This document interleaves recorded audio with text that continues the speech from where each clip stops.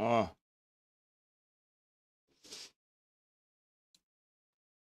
uh, I've been eating spaghetti and meatballs with no sauce, and it's really weird. Not to mention the meatballs are old. Like they've been sitting in my freezer for a long time. Oh my god. Mm. I'm trying to quit this. This is gone. Like all the stuff is gone in it. So like I guess it's just a mental thing. The problem is like the average things that I do with my hands. Like when I'm on here or something, I'm usually hitting that thing just for something to do, something to puff on. So it's gonna be really hard. Um yeah, so I guess Kamala's book came out and oh my god. I knew it was gonna be like this. Her book came out and of course she's blaming everything on everyone else. And I just I'm trying to see what if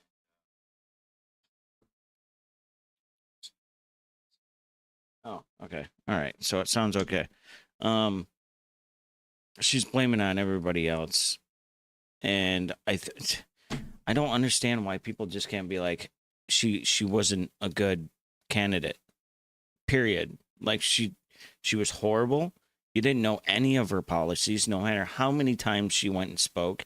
Even CNN and MSNBC and them were like I think she should start talking about her policies, what she's going to do if she were to become president. Never talked about it. The only thing she was pulling was the same thing Mandani is doing right now. Well, I'm going to lower the prices of everything and you can get all the money and education you want. How? We're just going to lower the price of everything. Like it's just a joke. Everybody saw through it. So she was a horrible, horrible candidate. Not to mention when she was going to try and go on Joe Rogan, she should have known the truth was going to come out. She tried to, she tried to, sorry, my neighbor, um, control the whole situation. They wanted to ascend to the presidency, throw their favorite president of all time, Joe Biden, right under. And of course, these two right here were part of it, saying this is the best Biden. And now they're eating their words. Now they have read the book, or at least someone told them what the book says. And she wasn't so kind to everybody. And I feel like they got stabbed in the back. Okay. Yes. The Atlantic has published an excerpt from. It's so funny to watch these people eating themselves alive. Former Vice President Kamala Harris's forthcoming new book entitled 107 Days. And in it, I hate Harris. I hate the fact that people are acting like she came out of nowhere. She was vice president for 4 years. Like they called it the Kamala Biden administration. Since when did you ever hear a vice president get even mentioned in the administration? Do you hear the JD Vance and Trump administration?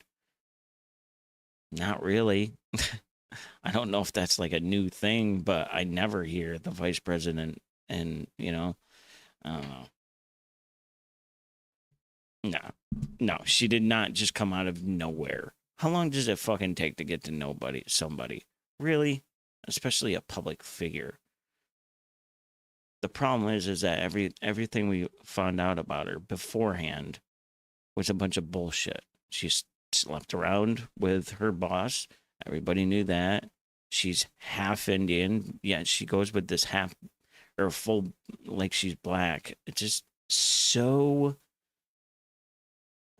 so cringy. And like she was going around with these fake accents. Basically, what she did was a Hillary campaign mixed with Obama. Like old school politics that used to work that don't work anymore.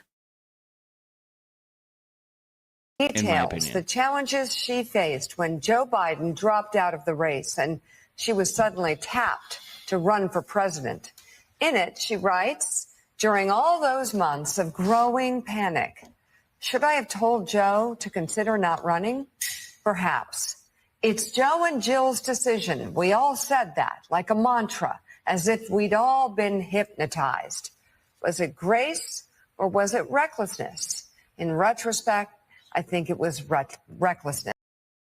The guy could barely talk. And you guys were the ones hiding it and lying about it. His decision? Really? How about if anybody, it would have been Jill, because the guy couldn't even get out of his fucking closet. And he's going to run for president? The last half of his presidency, the guy didn't even know who he was, for Christ's sakes. This is like the biggest problem I have with the left. Is like they say things that we all know is not true. As if we're all so stupid we can't understand what the truth is. It's The so stakes annoying. were simply too high. It's that's like probably my biggest thing when it comes to these people. It's like the lying is so, it's so cringy because it's just so bad. Like, how can you, what do you mean this is his best Biden? And all these people are going around, oh, they're just picking on him. And no, the guy could barely talk. Stop insulting us. This wasn't a choice that should have been left to an individual's ego, an individual's ambition. It should have been more than a personal decision. I was well aware. Yeah, all right, let's pause there for just a Personal second. decision. By the way, right. there's so much I have to say about this. Yeah. See, Nancy didn't even know his name. It's one of those stories where I absolutely loathe everybody involved here. You know how I feel about Joe Biden. I think he's one of the awful people in American politics over the last 5 decades, and that was not a new revelation. I said it. I agree. I think he was a horrible person all throughout his years. And the funny thing is, his very first interview on the news, was it back in 1978? His very first interview. In fact, let me see if I can find it. See what he says in his first interview. It's fucking hilarious. Fuck off.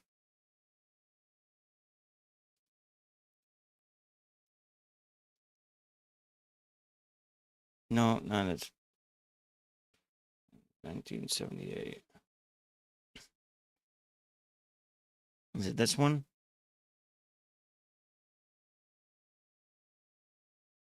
Well, I think he can benefit more because he's going in as an underdog and no one really expects, the voting public, I don't think, expects him to be very sharp or quick. The truth of the matter is we can do 3 things very, very quickly. We can insure every single solitary kid. The United States economy has to be revitalized, not just for the sake of America, but for the sake of the... Yeah, he repeats himself throughout his whole term, by the way. Get the rich to pay their fair share. That's what he says every single fucking... Anyway, that's not it. That's not what I was looking for. It was that interview, though, the one where he was talking first. 1978 as senator. Where is it? This one right here. In this instance, because of the image of the president, in my opinion. No, Isn't there a strong chance that the debates will narrow the gap between Oh, yeah. I don't think it's this one. But Quite frankly, 34-year-old yeah, what a time to live. Senator Joseph Biden of Delaware believes the debates between Carter and President Ford starting next Thursday could determine to a great extent the outcome of the presidential election. Despite his optimism that Carter will win the debate, Senator Biden told newsmen today before a luncheon address to the City Club that looking at it realistically, the president could have a built-in advantage in his confrontation with Carter. Well, I think he can benefit more because he's going in as an underdog and no one really expects, the voting public, I don't think, expects him to be. It was when he won. The very first interview when he won. Jesus Christ. Would they get rid of it? Here it is. Well, I would 1972, one of his first interviews as senator. like to see some changes That's what in he the says. seniority system, but and it's not going to make any difference my saying this, but it's not because I'm 30 and coming in. I think that the seniority system has many more drawbacks and it has merits. Where I'm not going to lead any move to change that in my formative years in the Senate, but were there to be such a vote to come up, I clearly would vote to eliminate the seniority system. Liar. Yeah, the seniority system. Isn't that rich for someone that was in there for 48 fucking years? Back when he was vice president, back when he was still a senator, I said it about him. He's a loathsome, loathsome, horrible person. He's everything that's wrong with American Yeah, and his wife is just as bad. politics. Jill Biden is one of the most opportunistic, maniacal, selfish people that you will ever She meet might be worse than in him. American politics. Nobody likes her, by the way. And of course, there's Kamala Harris, who is a complete and total dolt, a duplicitous, two-faced, liar, disloyal, who will change policies on the turn of a dime if she thinks it'll help her political ambitions. So It'd have been scary to figure out what she wanted to do. Who knows? No one knows what she wanted. forgive me for my glee as I see them all turn their guns on each other in the circular I mean, we all want lower prices. Well, no shit, lady. firing squad. Quickly, during I all heard those price months of gouging growth. Oh, once, wait. that was Actually, it. Mika said something here at first. I want to just say, I love that the headline of the Atlantic story is "The Constant Battle." Oh, what a fighter she is. Listen to this. Dropped out of the race, Right. and she was Only, given billions of dollars. Wasn't that right? She used like $1 billion or something crazy in her campaign. Yeah, a struggling woman. suddenly tapped to run for Stop. president. Yeah, did you catch that? Joe Biden dropped out of the race, and Kamala Harris was tapped. She was tapped. She was Are forced you kidding me? to us. She stabbed everybody in the back. She pushed everybody out of the way. She had her tapped.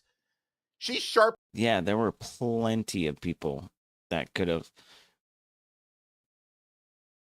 taken her place. Should have had Bernie or something. In her elbows and slammed everyone in the throat to keep them out of her way to grab that brass wing. She wasn't tapped. Who tapped her? Well, actually, that's a whole other story. He did get tapped a Yeah, bit that in dude. the early days of That judge, what is it, Mathis? her No. career. Ask Willie Brown. Okay, Willie Brown, that's it. then, take this. This is an incredibly, incredibly revealing statement. I know that as you heard Mika read it, the wasn't a choice that should have been left to an individual's ego and individual's ambition. As you hear Mika read this again, I know that your instinct is to think that she's talking about Joe Biden. I don't think she is. As you hear this one more time, imagine Jill Biden. Just for a moment, set Joe aside for a second. Yeah, what about her? Who does this better describe? Dr. Joe Biden. Joe or FLOTUS? In retrospect, I think it was recklessness. The stakes were simply too high. This wasn't a choice that should have been left to an individual's ego, an individual's ambition. It should have been more than a personal decision. She's Talking about his wife. talking about Jill. Let me tell you, when there will be retaliation against Kamala Harris. I assure you there will be. And everyone who worked on the Biden White Yeah, but everyone kind of has pushed the Bidens aside. You have, I don't know, man. I mean, she ran a bad campaign. Bad. Like, I remember when people are saying that she was going to wipe the floor, be equal. I kept telling people, I kept telling my friends, I hand on the Bible, I kept telling everybody that Trump was going to, I think he was going to whoop her ass. I kept telling people that. No one believed me. And everyone's like, oh, what poll are you reading? I'm like, I'm telling you, man. Well, the polls, I don't give a fuck about polls. Have you ever taken a poll in your life? I have never once taken a poll in my life. Also, those television polls. When the fuck, who takes those? Never seen those before in my life. Even back in the day when we all had cable. Not once, ever. I don't know. White House has tons of don't dirt, go by like polls. ugly, dirty garbage on Kamala Harris, and it's all going to come down on her head. That's why we're excited about this. Not because she's trashing the Bidens. I mean, please. But because she's going to get trashed right back. And I'm telling you, Jill has never liked her, and she has never liked Jill. And that's who she's talking about right here. It wasn't Joe's ego or ambition. He didn't have enough mental capacity to have an ego or ambition. And he was already president of the United States. What ambition did you have more than that? It was her. It was Jill. And I love it. All right, more. Jill. I was well aware of my delicate status. Lore has it that every outgoing chief of staff always tells the incoming president's chief of staff, rule number 1, watch the VP. I often learned that the president's staff was adding fuel to negative narratives that sprang up around me. When the stories were unfair or inaccurate, the president's inner circle seemed fine with it. Indeed, it's... What? Dude, everything she's saying is just not true. Oh, my God. God, these people are so frustrating. seemed as if they decided I should be knocked down a little bit more. All right, I want to jump in here one more time, just in terms of DC insider stuff. This is one of the most cowardly, despicable things this woman can do. Let me explain. She was vice president of the United States. She was a senator. She was the nominee for president of the United States. She didn't spring up out of nowhere. She's throwing Biden's staff under the bus. This is specifically directed at the chief of staff, the comms people, the domestic and foreign policy advisors who worked for Joe Biden. These aren't people who make the big bucks. These aren't people who get all of the fame and glory of running for elected office and all the perks. Yeah, I don't know what I was going to say. These are the people who make a White House run. Like them or not, agree with them or not. These are not the people who are going to be able to sell a $10 million book deal like Kamala Harris. And she's attacking them. Not Biden. Attacking Biden and Jill as well, but now she's throwing the staff under the bus. And here's the other thing that's incredibly cowardly about it. She's not naming any names. Wow. Now, you may... Yeah, I don't think she's going to name names. I don't think she's that stupid. She's stupid, but she ain't that. Rationalize that, and she may even rationalize that as, oh, well, that would be too much to actually name Ron Klain, the former chief of staff, or to name Jen Psaki, the comms director. That would be even worse. No. Actually, that would take some balls. Like, here's the thing. I could, like, someone I don't like at all, like, not even a little bit, is Governor Newsom. I don't like him. I think he is so fake. And he's trying a Trump campaign before he even starts running. Like, all these mean tweets and stuff, it's just so Trump. It almost gives me weak. It almost makes me weak because it's just so obvious and kind of pathetic. But it seems to be working. So, as someone who does obviously shows that I don't like Newsom, I can admit if Newsom had ran for president next election, I would actually be worried. I would probably be worried. See, I can admit that.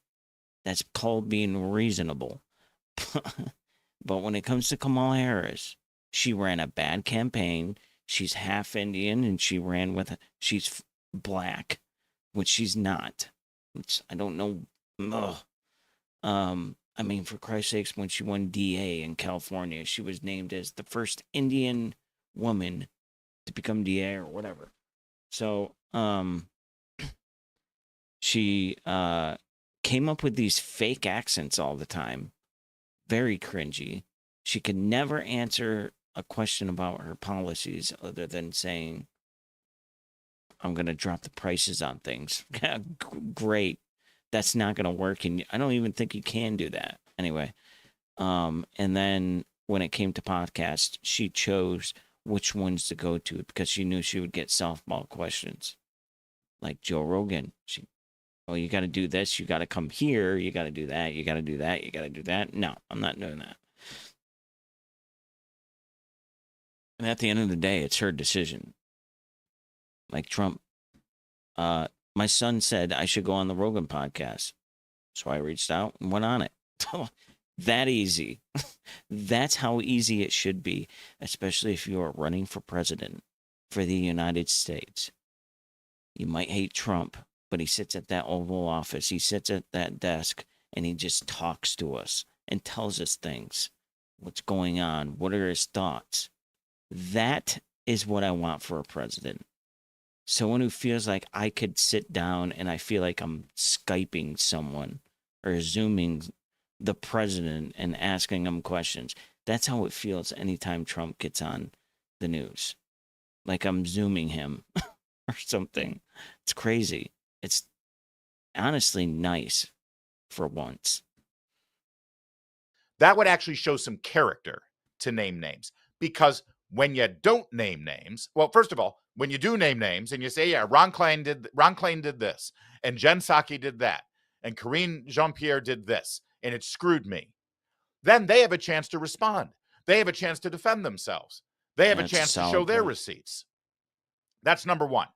Number two, when you don't name any names, then you're actually pointing the finger at everyone.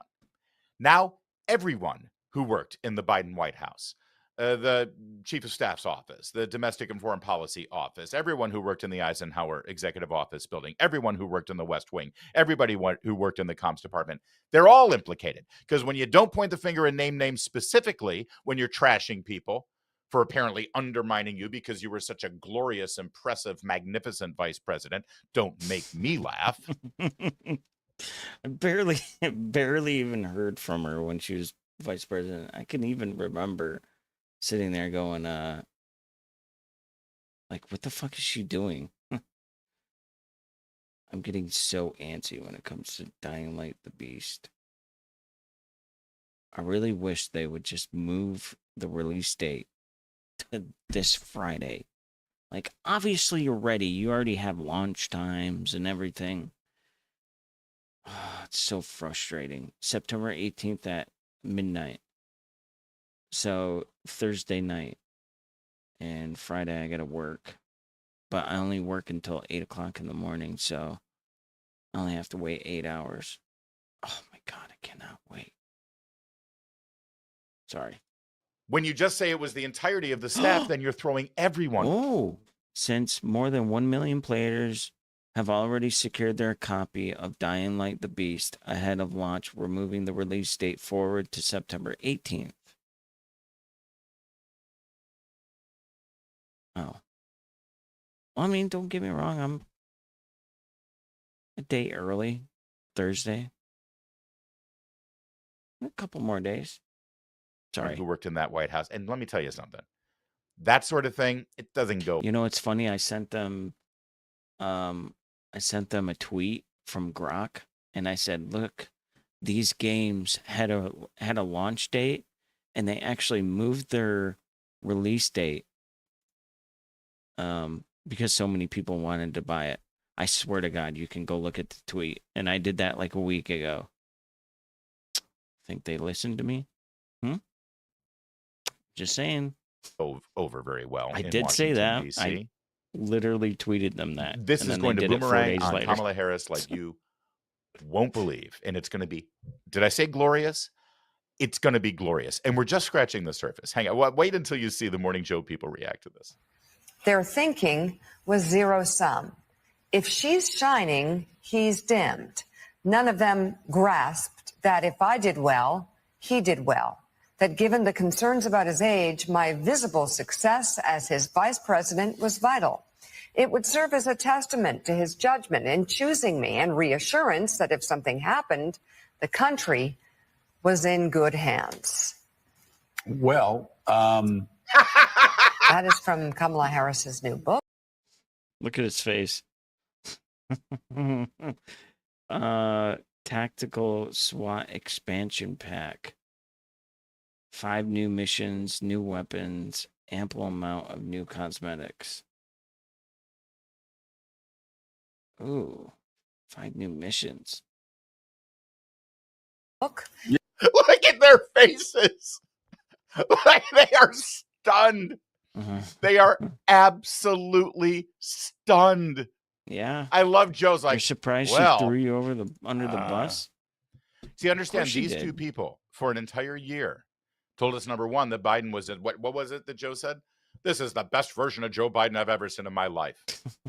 You can't handle how great Joe Biden is. And then when that was no longer a lie that he could continue, they immediately pivoted to Kamala Harris as a glorious, transcendent, political genius. We are honored to have her walking amongst us. She'll be the greatest president ever. And now look at how they have to deal with this. It's all right. I'll stop. yeah. Let's. Well, I was just to say, so Willie or whoever who wants to take the jump ball here? Rev, I'll go to you. So you know politics. I mean, you've run for president. A couple things here. I can understand everybody wringing their hands, saying, "Why didn't we step in? Why didn't we intervene?" I can understand the vice. I'm thinking about playing Halo for the first time. John Cryer's still crying about how much he got on 2.5 Men. No offense, John Cryer, but you wouldn't even know who you are if it wasn't for Charlie Sheen.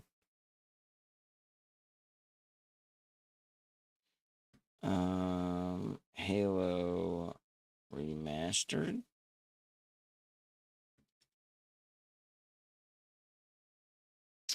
Halo Combat Evolved. Is that what it is?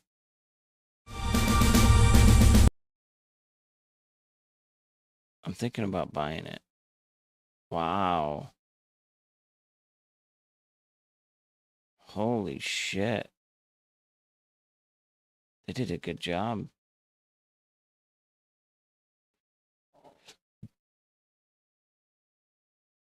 Cool.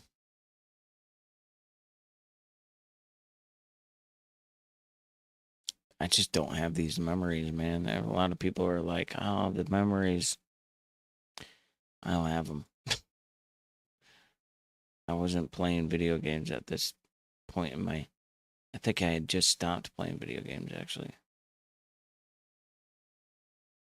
As soon as I moved to Seattle. No more PlayStation, no more nothing.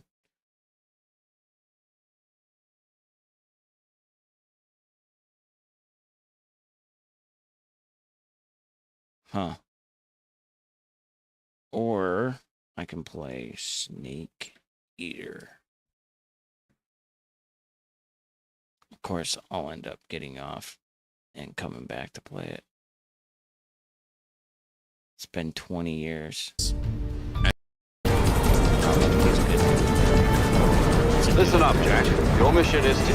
Creating a YouTube channel and starting a YouTube channel career, if you will. It's this game right here. When I met my wife, I sat down and I played this. My nephew, her nephew had this game. Ready to die for them if necessary. Okay. There's a saying. I'd rather have Snake, try to remember some of the basics of CQC. That's crazy. It sinks you, dude. I feel like it's just depleting the suppressor for no reason. You know what I mean? So I'm known as the boss. Okay, I can't watch anymore. I don't want to see what happens. Vice President Harris doing that. But people that know Joe Biden and Jill Biden know, speaking of jump balls, nobody was going to take that ball from their hands. They were determined. I mean, I She looks angry. Boy, does she look mad from what she just read. That. But people that know Joe Biden and Jill Biden know, speaking of jump balls, nobody was going to take that ball from their hands. They were determined. I mean, I talk to a lot of people. I do a lot of people around the Bidens, and the further you get away from it, the further you realize that Joe Biden and Jill Biden were not going to be talked out of anything until the pressure was overwhelming. That's number one. Number Actually, I think we all knew that. two, vice presidents are treated badly by the president's staff. Ask Joe Biden. There were times he was treated.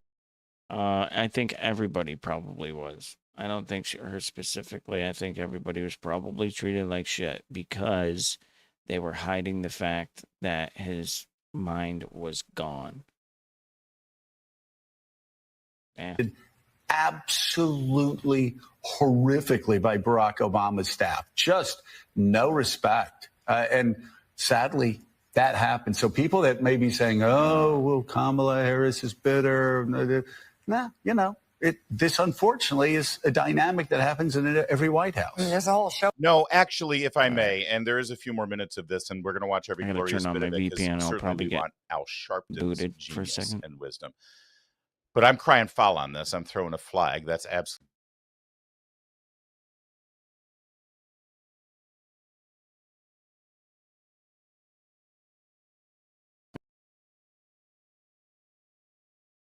And we're back. Or at least we should be. Okay. We're back. Absolute bullshit, Joe Scarborough.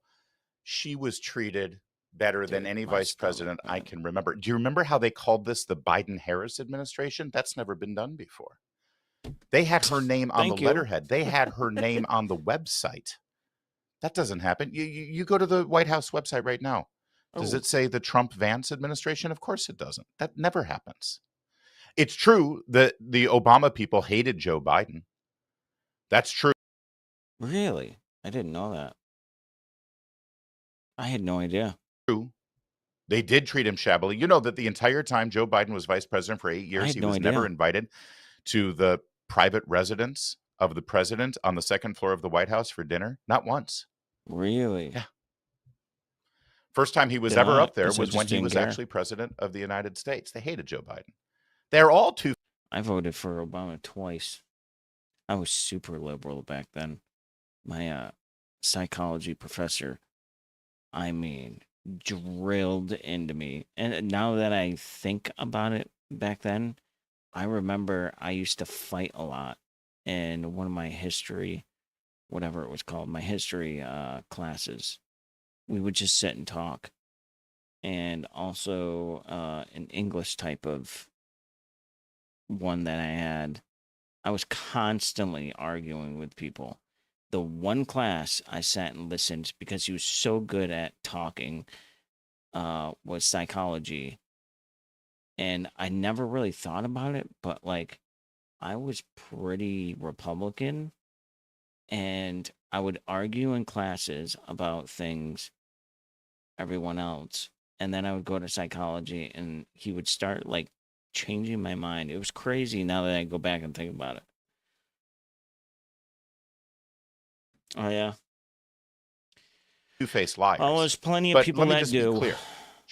They helped her so much. Mark Halperin's been reporting on this too. I think I'm going to play Halo for the first time ever. By the way, over on his podcast that I've never the played Biden Halo, team ever. bailed her out of so many messes that she made for herself. They try, and part of it was because Joe Biden was sympathetic to her because he knew how hard it was to be a vice president, and so he wanted to help her along. But again, I'll just leave it at the fact that they let her have her name on everything. When they would give a press briefing, it wasn't the Biden administration this, the Biden, no, it was the Biden-Harris administration. It was outrageous what they did for her. So I'm sorry, Joe, that's just the lie. There's not always these issues with an administration and a vice president's staff. Not even close. About it. No, there's no doubt about it. One of the reasons I wanted. Kamala Harris came out with her book, and she threw everyone under the bus. To take the jump ball on this is I remember at the beginning, I was among those saying to Biden when he won the nomination, we want to see a black woman on the ticket. He had already committed. She's not black. A black woman in the Supreme Court, which She's he did. Indian. But our argument was, well, suppose you don't get elected. We want to see one on the ticket. That doesn't matter. And to our surprise, he chose Kamala Harris, who had debated him pretty viciously, according to some feeling during the thing. He suggested he was racist. That's on correct. busing. Good on the debate And to his stage. credit, he felt she was the best candidate. Yeah. So she came in to a staff that already was saying, why did he pick her? She ambushed Are you us. fucking So kidding she me? was not in a position. Why is he on this goddamn? My God, I'm so tired of this guy. I've been listening to his racist bullshit for years. Position to really counsel Everything's that you ought to racist step and aside when they never really, the staff, Yes, that's his acclimated to her. job. And I think that anyone that got to know President Biden as I did, know that it was him can't and Jill stand that him. were going to make the final decision. his fucking So name. here's somebody that already was sort of in the midway house that was going to jump over the staff and go. I think that she was in a very peculiar position. Though the public would say, why didn't you say something? I don't think she was in a position. No, she and just I think wasn't. at the end, I don't think she was reckless. I think she did what she could do. And by the way, Joe Biden and Jill Biden weren't listening. They My God, she was a senator. She was a vice president. She had long enough. Oh my God. Plus, she ran a horrible campaign. Everyone's blaming it on everything else. They weren't gonna. If she went in, she could go in and say it all the time. They weren't listening.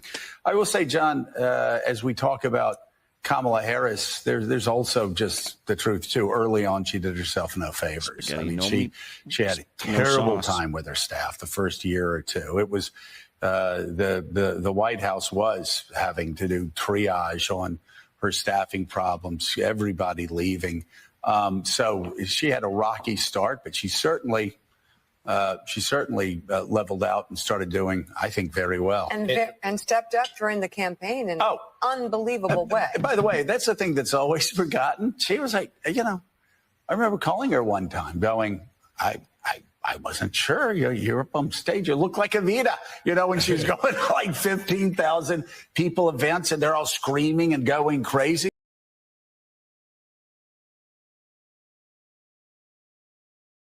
I don't know how you could say that she ran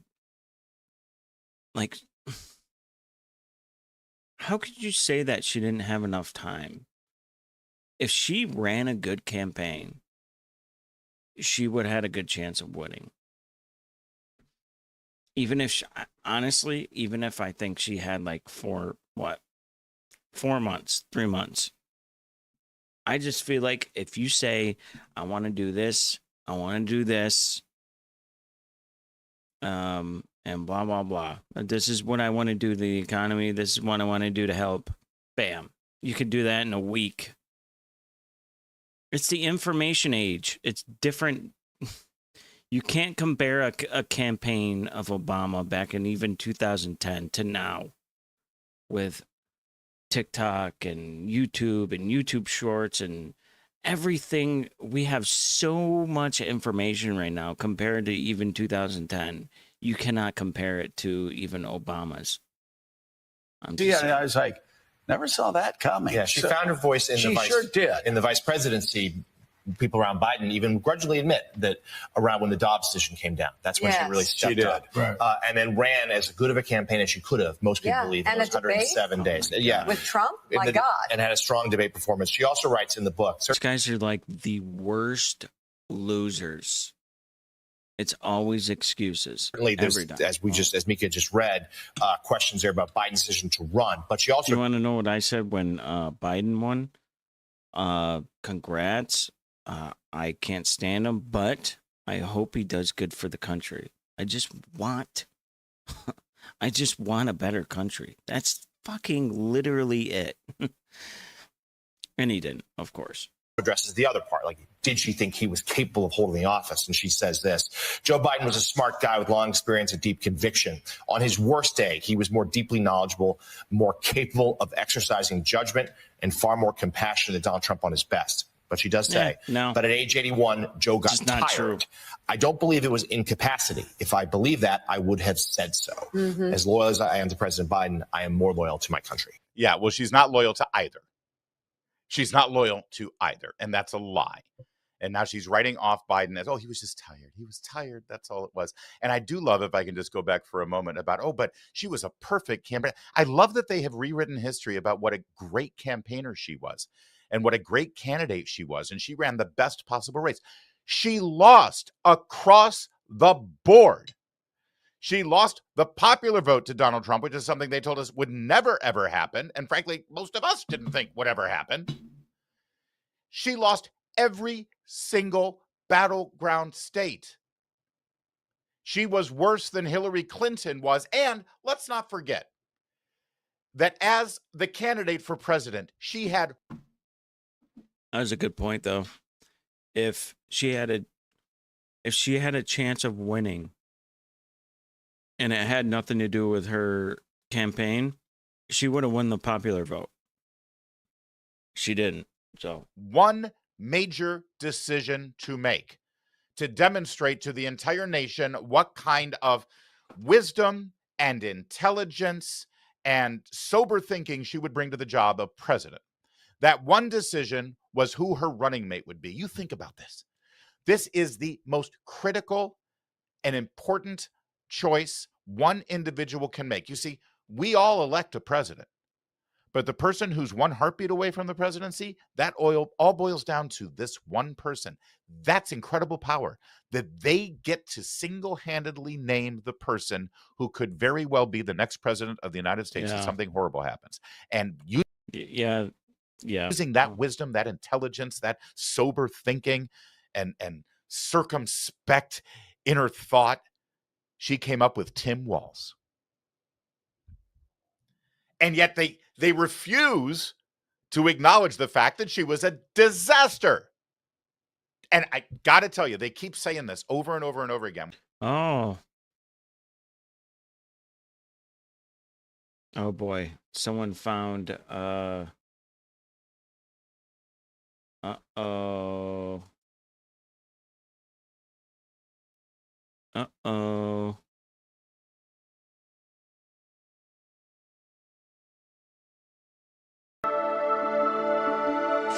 Custody, that's... I don't want to see that, dude. Because now, 48 hours after his condolences, we now have the suspect in custody. That's Tyler Robinson, he wasn't a leftist as MAGA, a Trump costume. It's Robinson. Oh my God. Acknowledging that their rhetoric has spiraled into bloodshed. They're pulling every dirty trick in the book that they can to cover it up, and Harry Sisson's the perfect example. Oh, and holy crap, if it wasn't enough, as I'm actively recording this video, this just popped up on my timeline, another Harry Sisson post. Again, you'd think after deleting the tweet and looking like a total monumental scumbag that he would stop, but no, instead he doubles down. Quote, clearly the shooter was not a crazy liberal. Boggling. We've got Ron Filipkowski who writes, I'm not doing that. No. There's a reason why I'm trying not to. I don't even want to look at anything.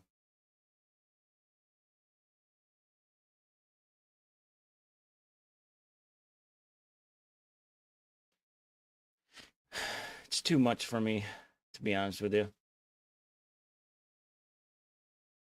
Too much. I can't take that shit anymore. The fact that someone just died over different opinions, I can't argue it. I'll literally snap. I just can't do it. By now, you've probably seen the reports from loads of YouTube channels. Apparently, viewership has dropped. I mean, a lot for a lot of people.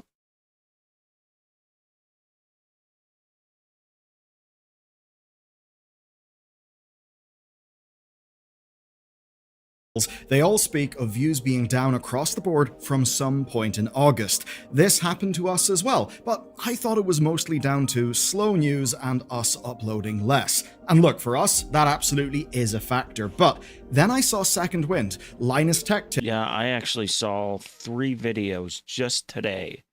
I didn't click on them. I just saw the titles where we've been hit. That's all. And I was like, what are these people talking about? I should have clicked on their video, but this is exactly what they were talking about. Tips, Red Letter Media, and loads of other people across loads of other niches on, and loads of... Oh. And loads of other people across... Seems like, YouTube, they got a little funny thing going on with their, what is that whole argument of them being able to censor people because they're a type of media, but the one that they label themselves as is not even realistic. So they get to censor people. I don't know. I think the government needs to do something about these companies and stop them from like this type of stuff. They're obviously censoring people. Like, if you censor people over like crime or graphic stuff, like that, I can understand. But just because someone is talking about how much they hate YouTube, or let's say the Biden laptop thing, that was a thing. Like, they actively censor people. And they're very liberal. So is their search engine. That has to be dealt with. I'll tell you what, their search engine is bad. Bad. Like, I don't even use it anymore. That's how bad it is. Like, I don't even Google stuff anymore. I usually try to go for it. That's why I'm using DuckDuckGo. I can't do Chrome anymore. Like, it's too biased.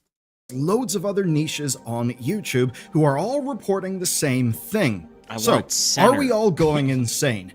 Here's basically the situation. Right. I don't want just right. I don't want just left. I want center. Like, just give me what I want, what I need, the news. That's it. You're a search engine. You know what I mean? It's crazy. I've got some data that suggests that something has changed on YouTube, and it's not just the restricted mode thing you've heard about, and it's not just the like to view ratio thing that you may have heard of as well. That fucking picture always gets me. Here's, I want to see this. Linus.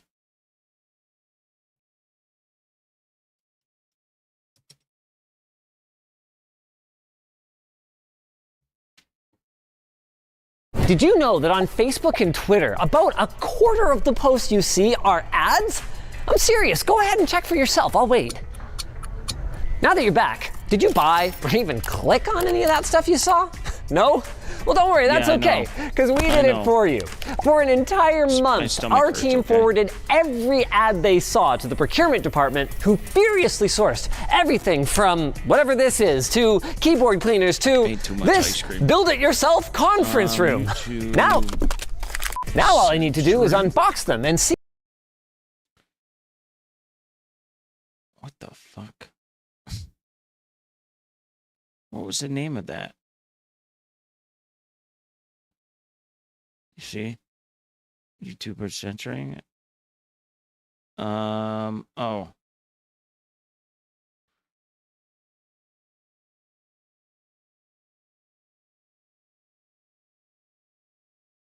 my God. Half-Life 3 is coming out. Leaked gameplay? What? No, it isn't. That's not leaked gameplay. It has 3 arms. Christ.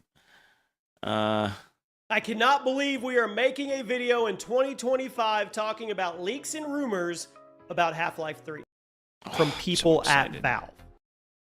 Promising sign we've had in years. So there. Anyway, they're doing a Half-Life Alyx too. Sorry, I just looked. What was the name of it?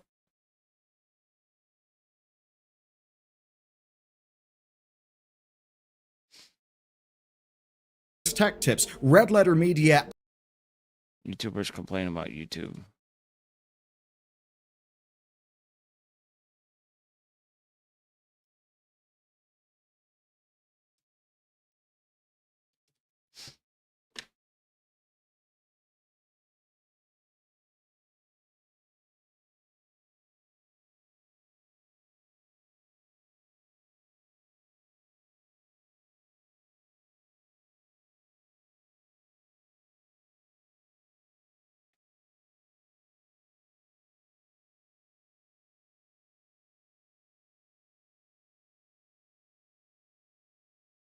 Come on, man. Jesus Christ.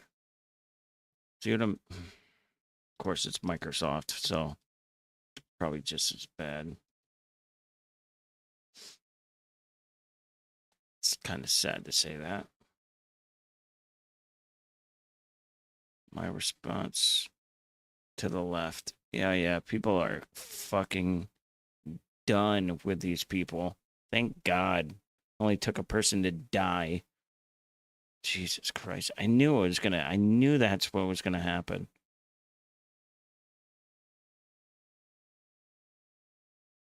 Let's check out some Linus Media. Wait, what? Okay, dude. Just finish your fucking video. And loads of other people across loads of other niches on YouTube who are all reporting the same thing. So, are we all going insane? Here's basically the situation. I've now got some data that suggests that something has changed on YouTube, and it's not just the restricted mode thing you've heard about, and it's not just the like to view ratio thing that you may have heard of as well, though that is also something that I can confirm.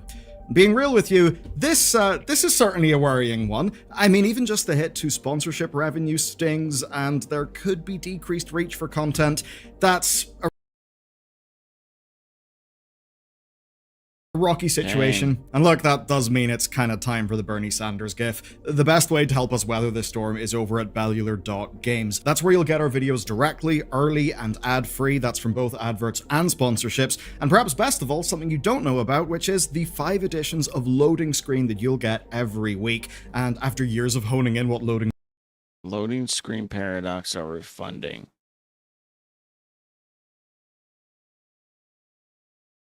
Paradox are still trying to get Vampire the Masquerade Bloodlines 2 out the door and are now on their second set of refunds of pre-orders.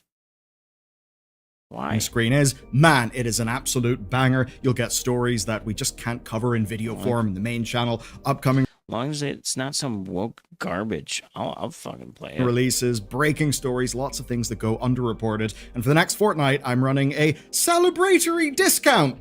Thanks, YouTube, for new members. Now, look, we're a small bootstrap team, and your support goes a long-ass way to helping us keep this show on the road.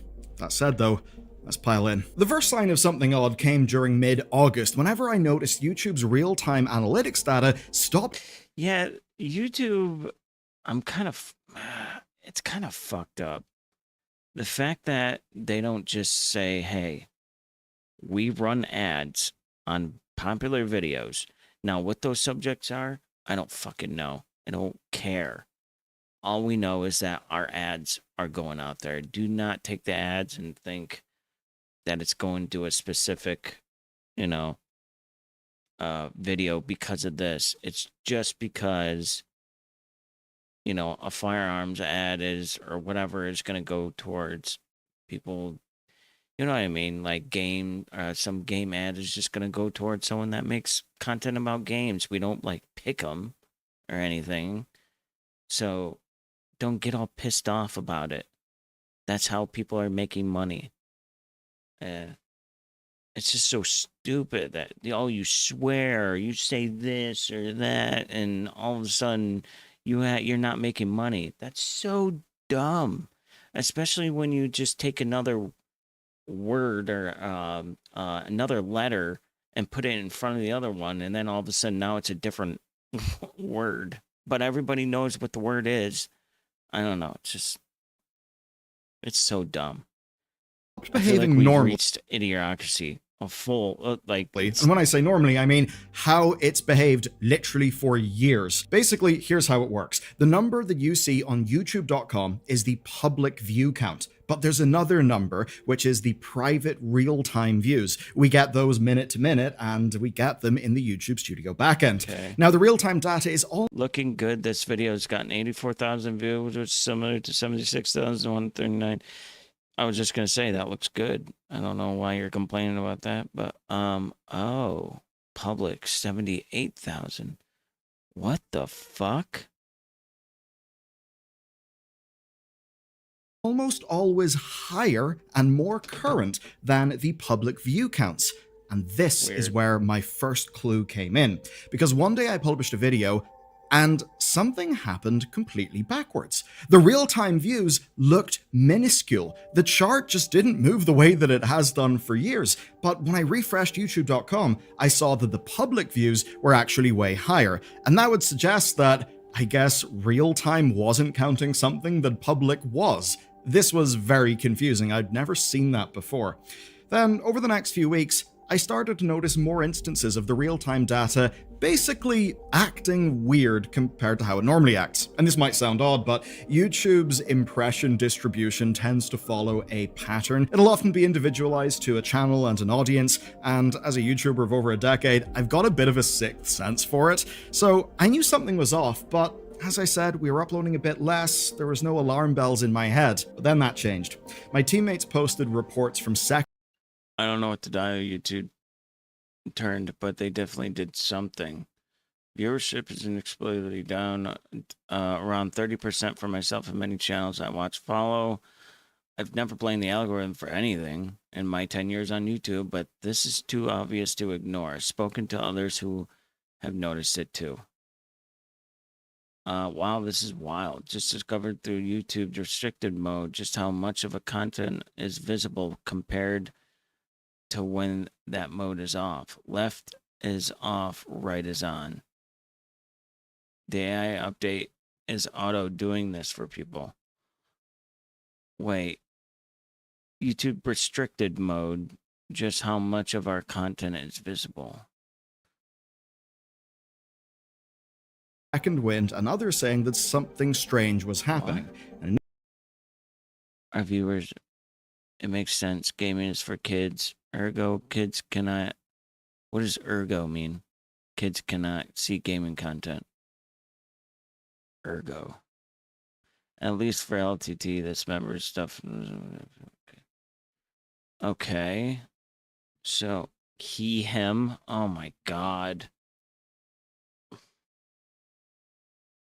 initially, it seemed to be related to restricted mode, and that led me to doing a test. The test was real simple. I just turned on restricted mode on my phone, and I took note of what videos disappeared. And of 30 videos sampled from the start of July onward, 14 were age restricted and 16 were not age restricted. But here's the really strange thing. If I go onto YouTube Studio, I see no restriction label for any of these videos. They just simply vanish whenever I enable restricted mode. And YouTube's own wording is downright misleading here, because when you mouse over the restrictions column in Studio, it says, any restrictions that impact your video, see if anything is limiting your video's audience or ability to earn money. It's a bit weird because for all of these videos it says literally nothing, even though they are not there on restricted mode. I was just gonna say it pretty much tells you everything. Bit of a red flag, and enough for me to start gathering up some data. And that is where things got real interesting, and where eventually I was able to find something kind of huge. To start, I noted the publishing date, view count, and restriction status for our 30 most recent videos, and as I said, 14 restricted, 16 non-restricted. And the view counts definitely tell a story. Restricted videos average 250k, non-restricted videos average 421k. That's way more views, and the overall average is 341k, so a clear advantage to non-restricted videos. Now, because averages can be skewed by outliers, I also checked medians. Same result, a clear advantage to non-restricted videos. But what about some of the bigger outliers? I trimmed the top and the bottom performers. There was a video that got one. So basically, even non-restricted videos aren't doing well. There's 0.8 million views and another one that got 40k video, so I trimmed those out, and it still shows a substantial advantage to non-restricted videos. So the data here is very clear indeed, but where it gets... See, I'm wondering is like, well, if your video is restricted, then it's obviously not going to do well. Weird is YouTube's denial and how the rabbit hole then got way deeper. So as I was beavering away with my own numbers, other people were talking about this publicly, Josh Strife Hayes among them, and YouTube replied to him. They said that restricted mode has existed since 2010, and they're absolutely correct. Everyone on YouTube knows that. Point. But what is new is a new AI-based age estimation system that's being tested in the United States, and that started August 13th. And essentially, if your watch history suggests you're not 18, they treat you as not being 18. And the reason why is fairly simple. Legal liability. And as things like, say, the UK's Online Safety Act shows, basically a company saying, our user told us they were of age.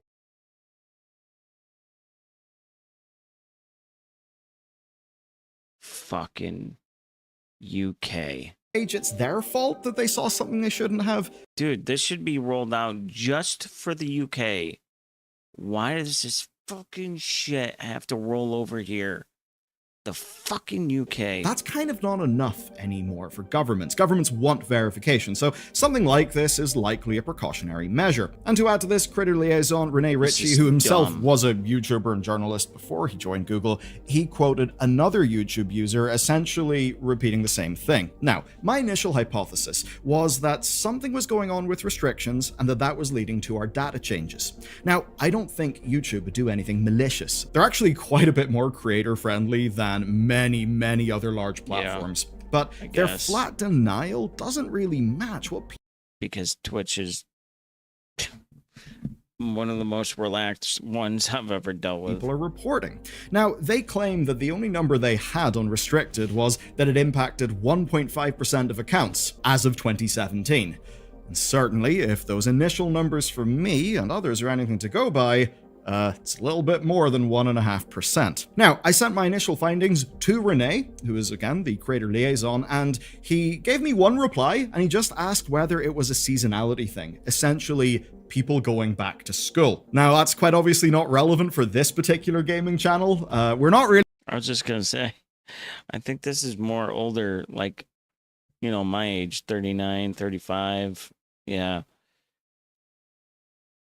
Spring chickens over here. My main demo is 25 to 45-year-old people. So unless you guys are all teachers who like to watch from a restricted account while you're at work, then that doesn't really apply and there's something else. Now, by this point in the investigation, I built up a little bit of a theory. Essentially, what if what we're seeing is a second-order effect of something YouTube has been doing on their backend? I don't think YouTube's denials are purposeful gaslighting or anything like that, and as much as what they said seems tone deaf, I think they genuinely aren't or weren't aware of what was happening in the platform. That's because YouTube is used on many devices, many genres of content, many audiences, all of whom have distinct viewing patterns. And basically, the things that we're seeing could very easily be lost in the aggregate data. But after going deeper down the rabbit hole, I actually no longer think that is purely the case. And that's because of two discoveries. One is from another group of people, the other one is from me, and when we bring these things together, we begin to understand what the hell is happening. First off... Okay. Well, I'm getting bored, so...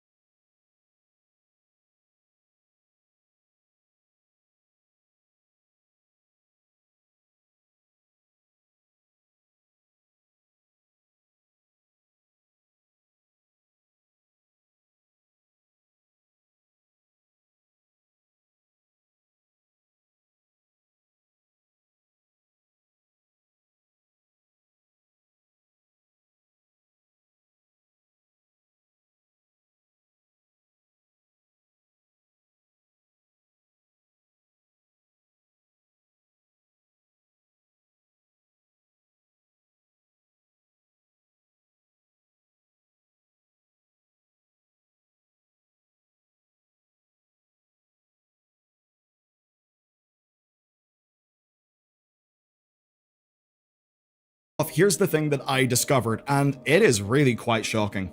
A massive reversal has happened in mobile versus computer traffic, and it did start around August 13th. So take a look at this data here. You can see that from July through to early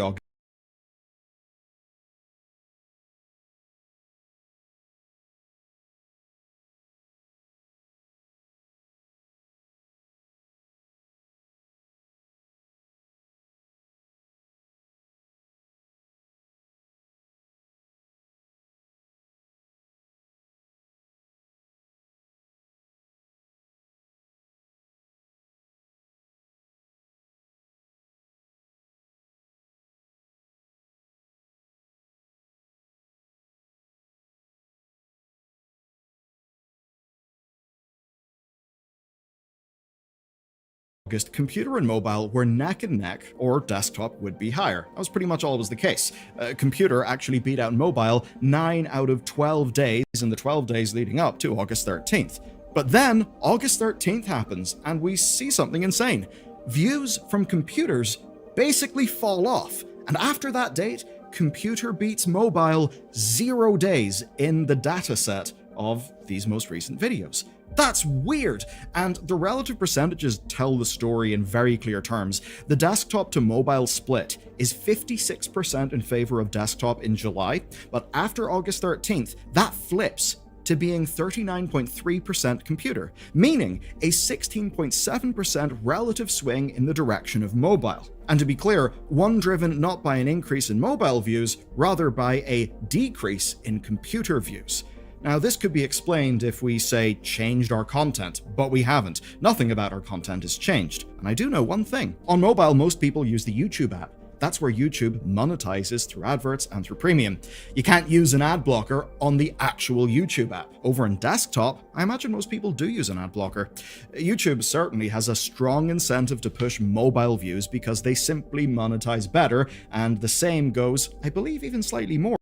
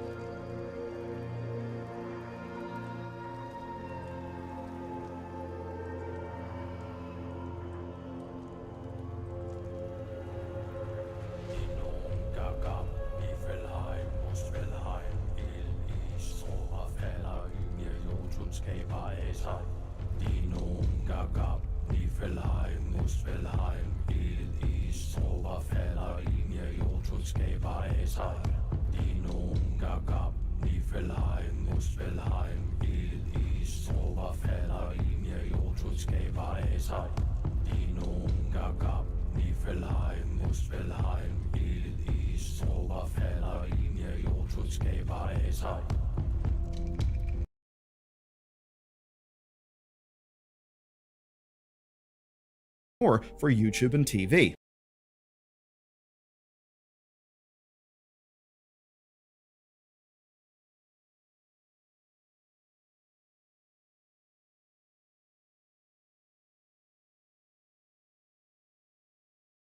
But that, my friends, is not all that has happened. 2 weeks ago, Brody Robertson noticed something strange. His views were down, but his engagement remained.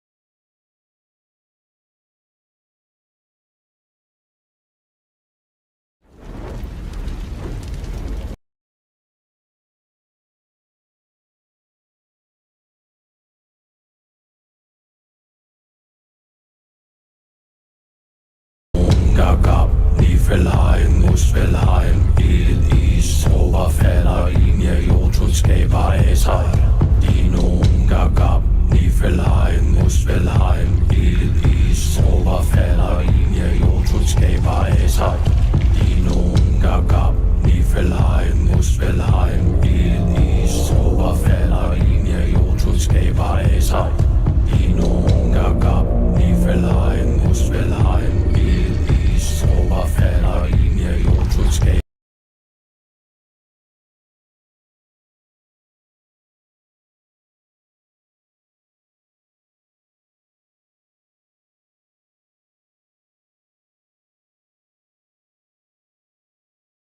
Gab, nie verleihen, muss verleihen, Elend ist Oberfäller, Linie, Jotschutskaper, Esser, Dino, Gab, nie verleihen, muss verleihen, Elend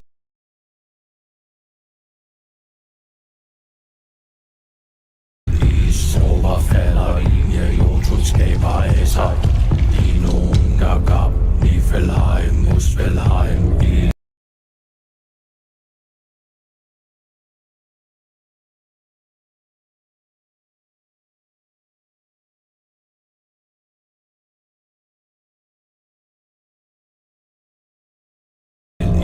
Oberfäller, Linie, Jotschutskaper, Esser, Dino, Gab, nie verleihen, muss verleihen, Elend ist Oberfäller, Linie, Jotschutskaper, Esser, Dino, Gab, nie verleihen, muss verleihen, Elend ist Oberfäller, Linie, Jotschutskaper, Esser.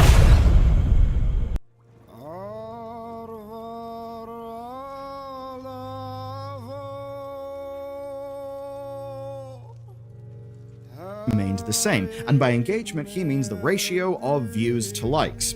Before the change, he was averaging a ratio of 0.068. After the change, it fell to 0.155. So just as many people were liking the video, it's just there was way less views. Now, Dan from Linus Tech Tips noticed this, and then he ran the numbers for their channel. And guess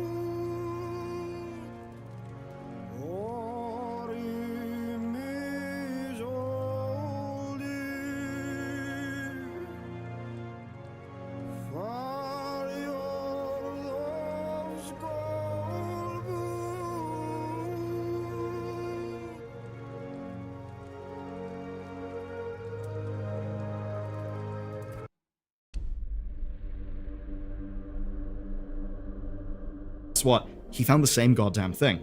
He even found it for other channels, and he's been building some analytics tools to get to the bottom of this. Seeing all that, I ran our own numbers. They're a little different because I'm doing views per like, because I think it's a little bit more human readable. So before the change, we were averaging 26.4 views per like. After the change, it's 15.36. That's an absolutely huge change in the ratio, and it's one not driven by way more likes, it's one driven by less views. And the point is that this is consistent across lots of different videos. It's not just that the averages happen to be that, but the averages are masking the truth. Now, I experienced less of a swing than Brody did, though I would note we're different channels, and I would love to see what his computer views are like versus mobile. And I say that because ours were certainly different, but he's a very Linux-focused channel. So if his like-to-view ratio swing was way larger than ours, and his viewers are disproportionately desktop viewers because it's focused on Linux, then maybe his mobile to desktop swing would also be larger than ours. But the upshot here is that our core viewers are clearly still viewing and liking our videos just as much. The ratio has went up because views have went down. But what if I told you that something has went up? RPM, or revenue per mille, is quite simply the amount that we get per 1,000 views on our channel, and that is from YouTube advertisements. And RPM has actually went up, but it's not translating to more earnings because the views have went down. And the reason why the RPM has went up quite clearly is that we're getting a same or similar number of monetizable views, but the overall number of counted views are going down, which would make the overall RPM be higher. Now, if this is primarily hitting desktop, then I think it could suggest something to do with ad block or how YouTube is counting desktop views, because there are other things that could be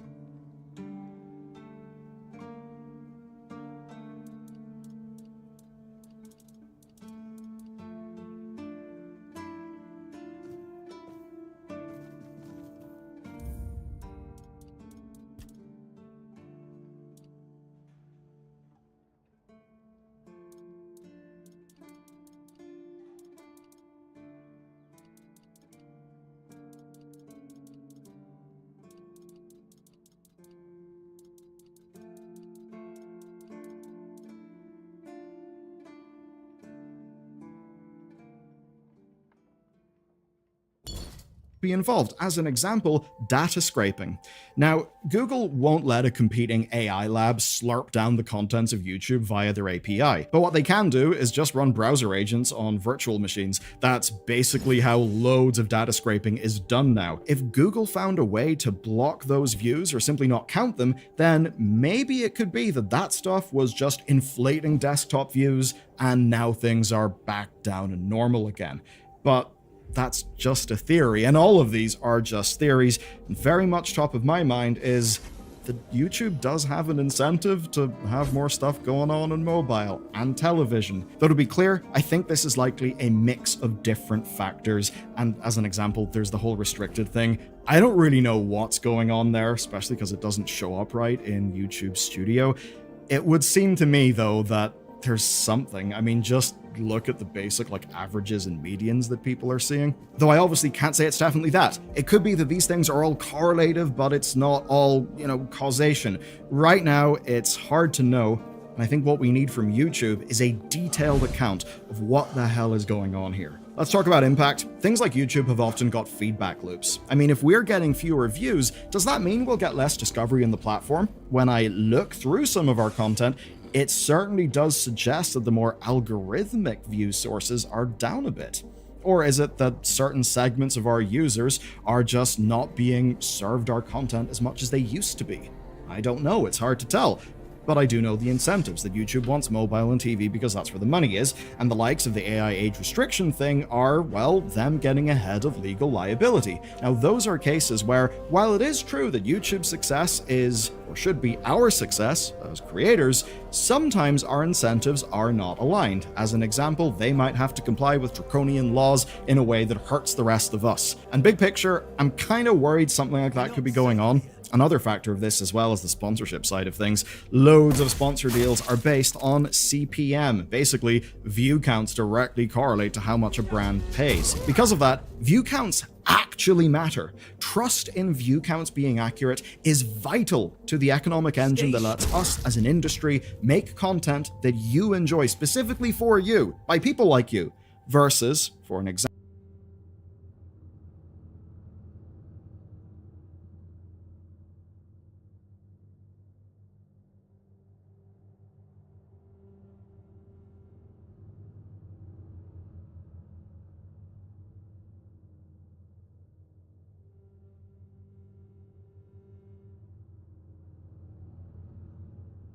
Don't do that. Don't give me hope. I got to go to QuakeCon this year, and while there, I got to meet over 200 of you. So if you came up and said hi, thank you so much. It was excellent to meet you. I was also asked, and I kept track, 129 different times by different people, including Dave Oshry, when is Half-Life 3 gonna be coming out? I was asked this question at least once every 15 minutes. I was asked this question by random people and people that I have respected most of my professional life. Eventually, I just started telling people that it was announced the day before and that they had just somehow missed it because they were probably on an airplane. One guy was drunk and believed me, and I felt bad.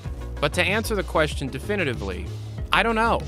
Nobody knows. The only people that know is Valve, and it's possible that even they don't know. It's been over a month since the last time we've had an episode of this, and there have been new things found in the data mines, as well as some other interesting information to cover. So once again, settle in. Thank you for watching, and let's get started.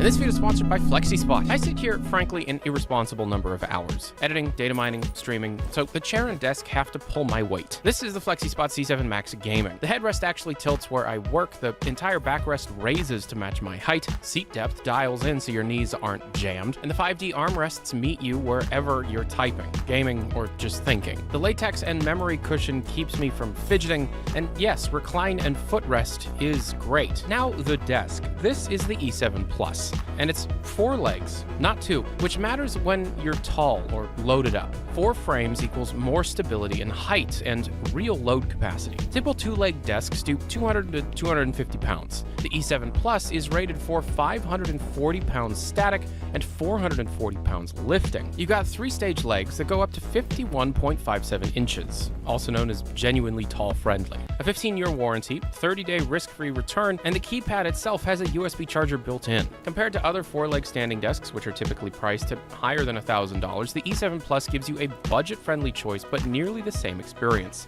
FlexiSpot is having mega sales now, and don't miss out on the chance to get your own E7 Plus 4-leg standing desk. If you have a limited budget, you can choose their E7 Premium desk. Use my code for $50 off. Check out the links below. Now, back to it. I've been thinking since the very beginning of this ad that you should have put socks on. Boom. Can you believe it? Just look at that.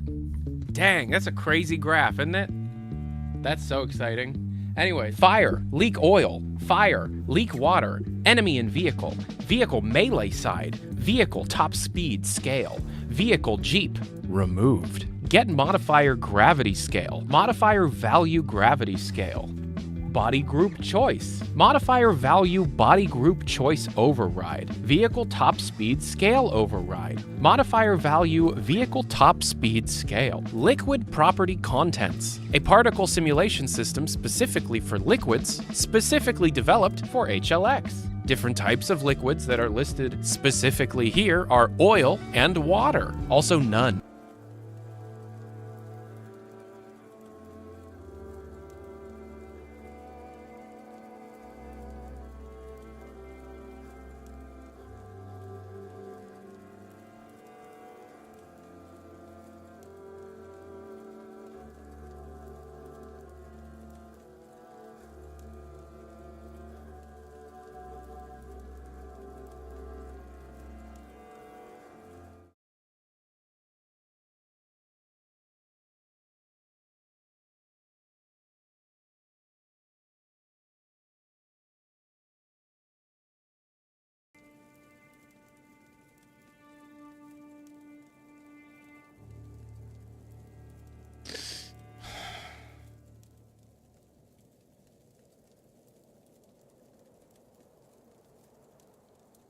Oh, wait a second.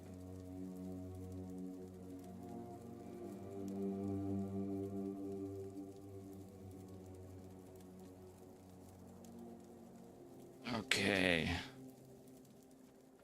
I have no idea. I don't even know how I did that. How did I do that?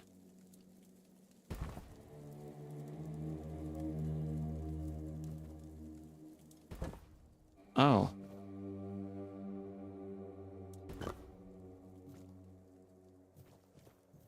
Cool. Okay. Well.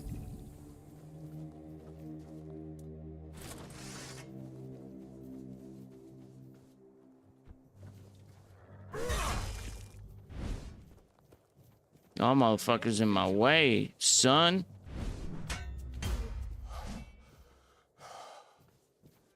Oh, sorry, buddy. It's my little buddy. All right, because Halo is taking up so much goddamn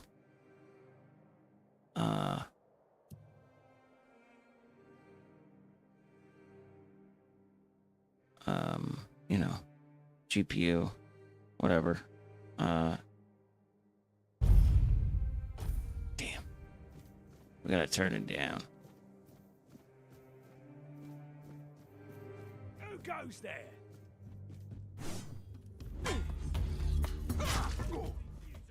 Knocking these fools. I see fear in your... I see fear in your eyes. I don't think that's fear, buddy.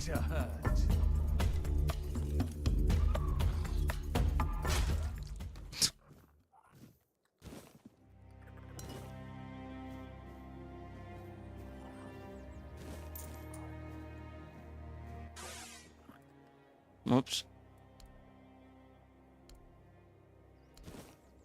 There you go, buddy. Now you like your carrots.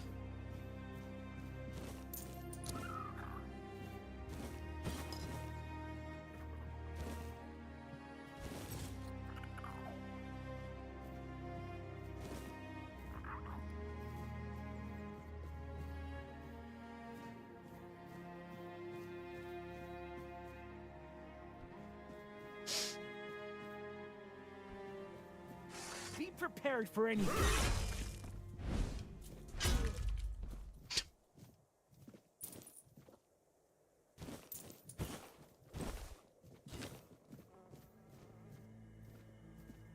Okay. Look at that fucking sword, dude.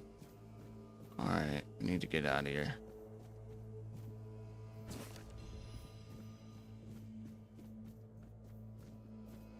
Think I could survive that fall?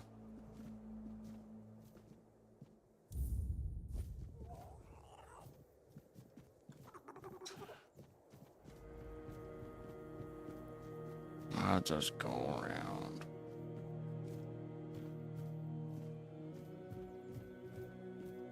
I forgot, isn't there a lantern or something? Don't I have a lantern? Whoa. I forgot you can do that. I didn't know that when I first started playing this.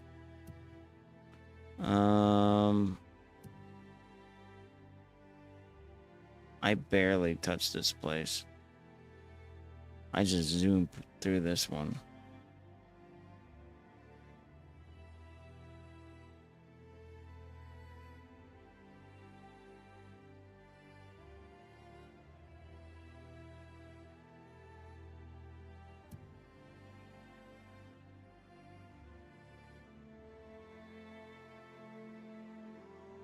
Yeah.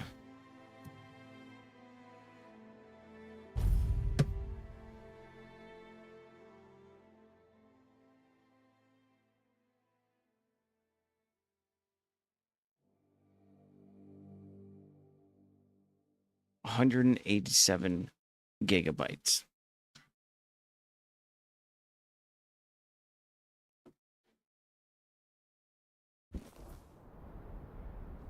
And I probably shouldn't even be playing these games because it just takes up too much and it runs like shit.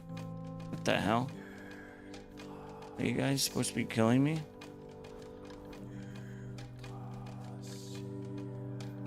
Oh wait, they're part of my crew. That's right.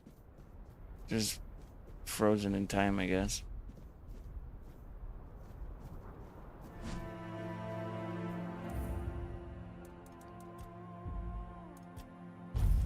Alright. As much as I want to play this, it's just running like shit. I don't want to play something that looks like shit.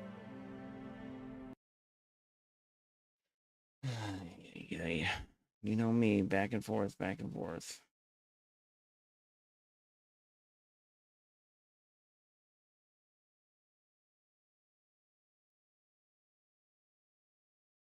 Look at that hairline.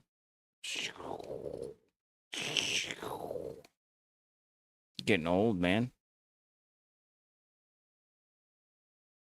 Damn, that fucking looks like it's running to the back of my head. Oh.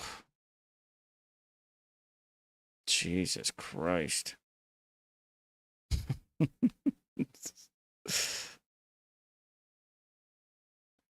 My hair's running off my head. The hair that I have anyway.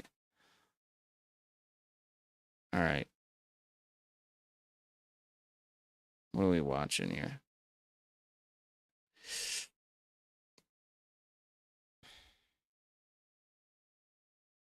Let's put in Ghost.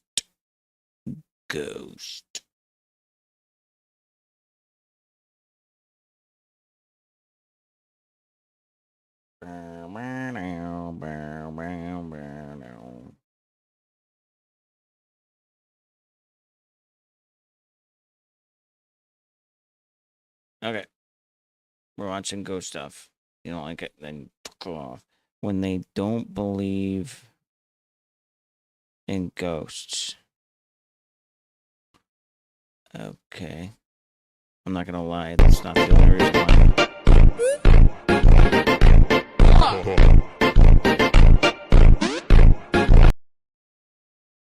How it feels when there's literal proof of the paranormal and people still refuse to believe.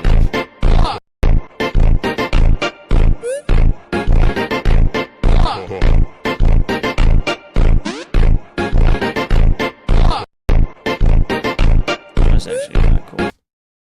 Not gonna lie. spirit attempts to push. How do we know that? How do we know someone pushed you? A lady was home alone late one evening when she decided to make a video explaining the makeup that she uses.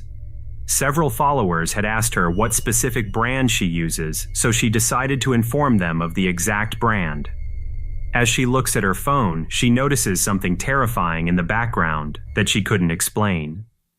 Hey guys, so someone commented in one of my videos, like the bronzer highlighter I use, and I use the Milani 05 Soleil. So I'm gonna try that on, and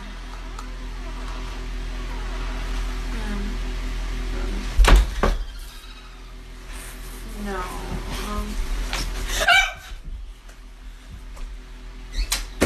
Not buying it.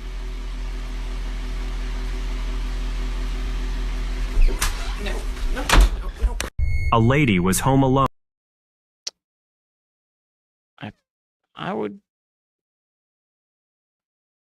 I'm just not buying it. I feel like I'd be more scared, or I'd be like, what the fuck? And then, like, I would go look, like, the thing that I saw at work. Hello? Is anyone here? I went into the office and looked myself because I was like, ain't no fucking way, Is the spirit Fight or here flight. that pushed me down the stairs? I wish I could know why you pushed me down the stairs. At this moment, something truly remarkable occurs. Once you hear his voice. Actually, there is a figure standing behind her, tapping her on the shoulder. Oh my God, it is. Just hold on to the rail real tight. A figure appears behind Cynthia and repeatedly places its hand on her back. An action that strongly indicates it's trying to push her down the stairs. I think. Oh, is that what it's doing? I think that we captured crazy evidence of something. Hello? Is anyone here? My last relationship, she used to tease me for being racist all the time. You've been in a mixed relationship, this is the big joke. She goes to me once, Finley, I've come up with a test to work out if you're racist. You guys can play along. Give me a cheer if you're not racist.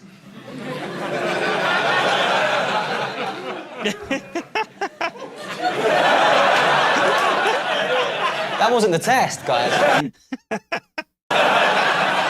Listen to the test. She goes, there's two buttons in front of you. First button kills 1 million white people. Second button kills 100,000 Ghanaians. Whatever you do, it's front page news tomorrow. Everyone knows.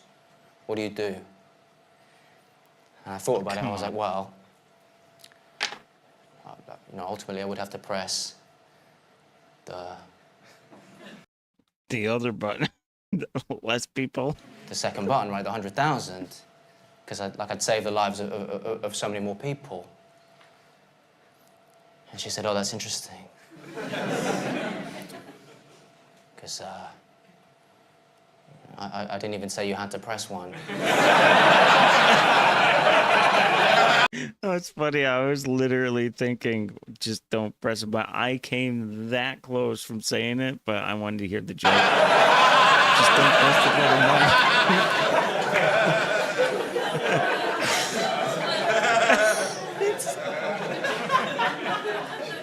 That's a good one. I said, I know. I asked her what she'd do. She said I'd press both. I'm Nigerian. Fuck 'em. I know. I thought she was Jamaican. That's a good joke. Shit. That was a good joke.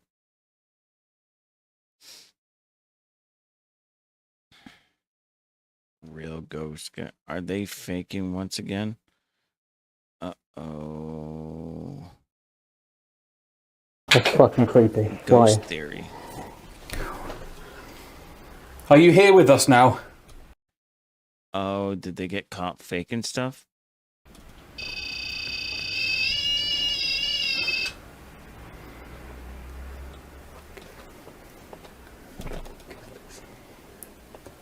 Are you here with us now?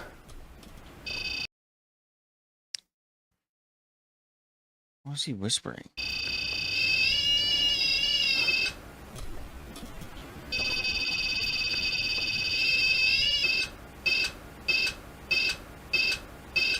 That's fucking creepy. Why? Are you here with us now? Ah, he's doing it while that's going off.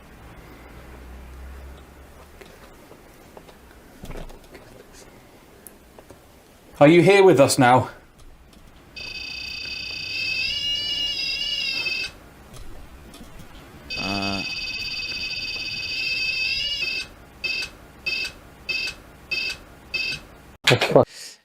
Yeah, I don't know. I don't know what they would be faking, though. Maybe he's just saying something to him, but I've seen a lot of their videos. They don't really have that much activity. I don't know why they would fake anything when they don't really have much to fake. Genuinely, they really don't have much going on. I remember one time a radio went on out of nowhere, and that was like they were glued to just that. You know, I don't know. Who knows? I don't know.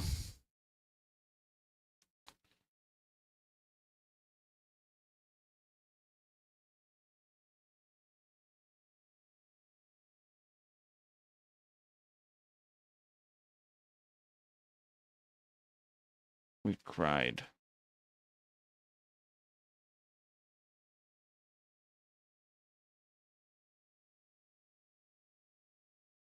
Of the building, so to speak, not of any knowledge of what went on inside. The energy in here is so strong that it feels like we're not even living real time.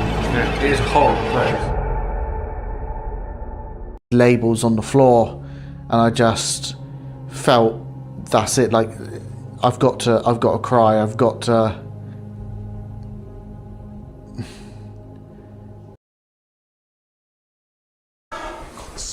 Definitely done that way as well. Straight ahead is more rooms, and then you. Is that it? And millions of doors that all just seem to go nowhere, or just. Yeah, they just don't have much to. I don't think so, anyway.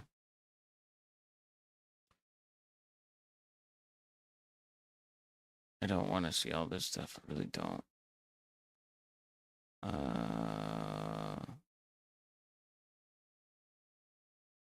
Hey, that's fine. What the fuck is that doing there?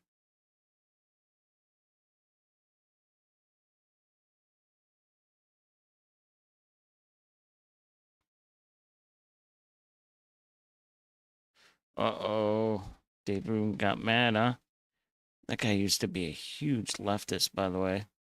Pretty crazy how much he's changed over the years. Yeah, Stephen King came out and apologized.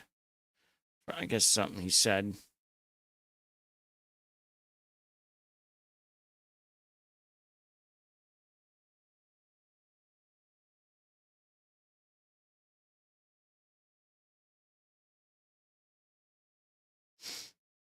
Oh, I wanted to see something. I just want to see what he says. Supported and in existence for.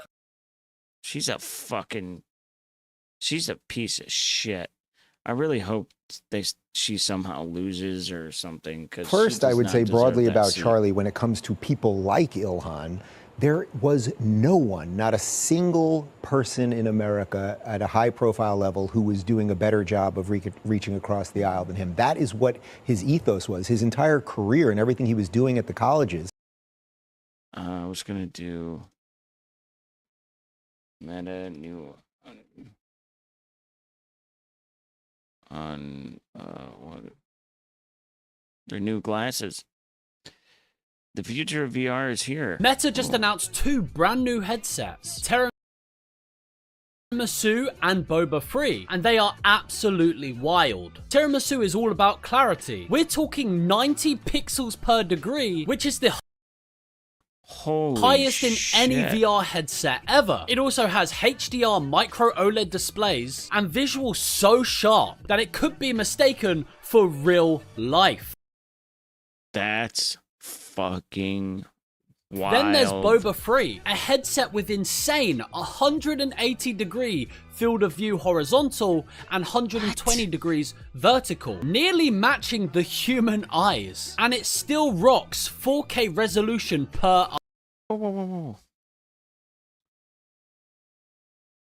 And it still rocks Okay, that's the Quest 3. 4K resolution per eye. And The problem is fucking getting game developers to stop making these stupid cartoon mobile pieces of shit.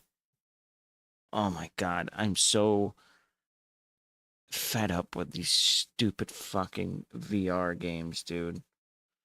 Like games like Into the Radius, stuff like that, I love, but like these cartoonish looking mobile games are just so dumb.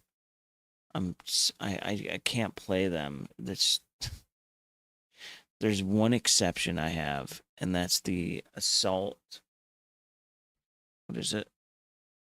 Tactical Assault VR, and that's because of like their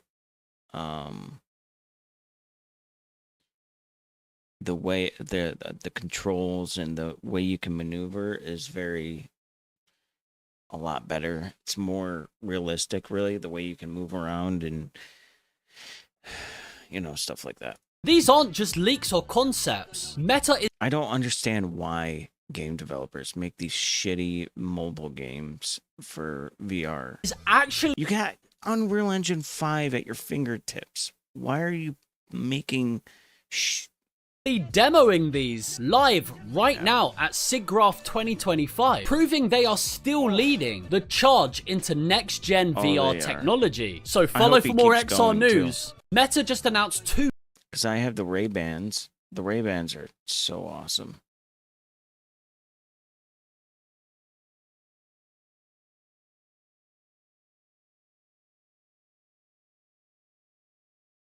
What? What the fuck? Why is no one talking about this one-shot sniper in Call of Duty Warzone? This is the LW3A1 Frostline, an underrated sniper from Black Ops 6 that not only can one-shot headshot, but it just got another buff in the Season 5 Reloaded update. This is only 74. That's a good distance to one-shot, especially on Rebirth Island. That's Call of Duty. That's plenty. God, this thing kind of good. See, that's a one-shot. Survive! That's Call of Duty. Oof. New Ray-Bans expected soon. Oh my god. Meta is widely expected to roll out new smart glasses. I gotta wear mine.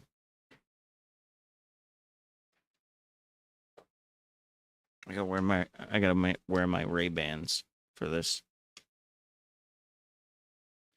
Okay. At MetaConnect 2025 on September 17th and 18th. From what leaks and reports suggest, there are 2 main products in the pipeline. First, a pair of high-end AR glasses codenamed Hypernova or Celeste with a built-in display and gesture controls, and second, updated Ray-Ban Meta glasses going by the codenames Aperol and Bellini. Now, between the two, one has a much higher chance of actually making it to stage this year, but we'll break down both so you know what to expect. Overall, all of these rumored devices are said to lean heavily on Meta AI, whether that's paired with an on-device display or just cameras plus... Yeah, their AI is exceptionally good. Yeah. I was walking down the street yesterday. I just kept asking it questions. Where am I? What street am I on? I think that was the only one that it couldn't narrow down. But, like, what's the sign in front of me say? What business is that? What car is that? It's wild. It just answers everything, and it answers like that. It's crazy. Built-in audio and fresh new input methods. Now, let's start with the one that's stealing all the attention, Meta Celeste, aka Hypernova. What makes the Celeste glasses stand out is that they come with Meta's own branding, without Ray-Ban attached. That hints at Meta moving toward its first truly in-house AR product, though it's still possible. Damn, dude. dude. Possible they could team up with a fashion brand somewhere down the line. Should. Picture a slightly bulkier Wayfarer frame, but with a small monocular display built into one lens. This is what you'd call AR Light. Don't expect 3D holograms dancing on your coffee table. The display is meant for Yeah, it's supposed to be, I mean, just to get just that kind of display, like flat displays, took a long time. Simple overlays. From telling the time to weather updates, navigation, translations, notifications, and quick AI help. It's basically a smartwatch for your face. The display itself is reportedly using a Loomis waveguide with around a 20 to 30 degree diagonal field of view. Leaks suggest it'll either be monochrome or very simple color graphics, just enough to keep it clean and practical. And here's where it gets cool. Instead of poking at temples or constantly talking to your glasses, you'll control them with Meta's Series wristband. This band uses SEMG sensors to pick up tiny muscle signals in your wrist. That's why they were working so much with Meta 3's hand controller or whatever. And fingers. So Gestures. A little thumb swipe or a pinch gesture becomes an actual input. It's basically invisible hand controls, very Tony Stark vibes. Of course, Meta AI voice control is still there if you'd rather just say commands. Yeah, but their hand, being able to like see what your hands are doing and stuff, it's actually really, really good. Out loud. For What's Meta unclear is whether this wristband comes bundled with the glasses or if you'll have to buy it separately. Now, since these glasses have to drive a display, they're heavier than the Ray-Ban Metas. We're talking around 70 grams compared to the Ray-Ban's 50 grams. The frame is chunkier too. These are pretty chunky.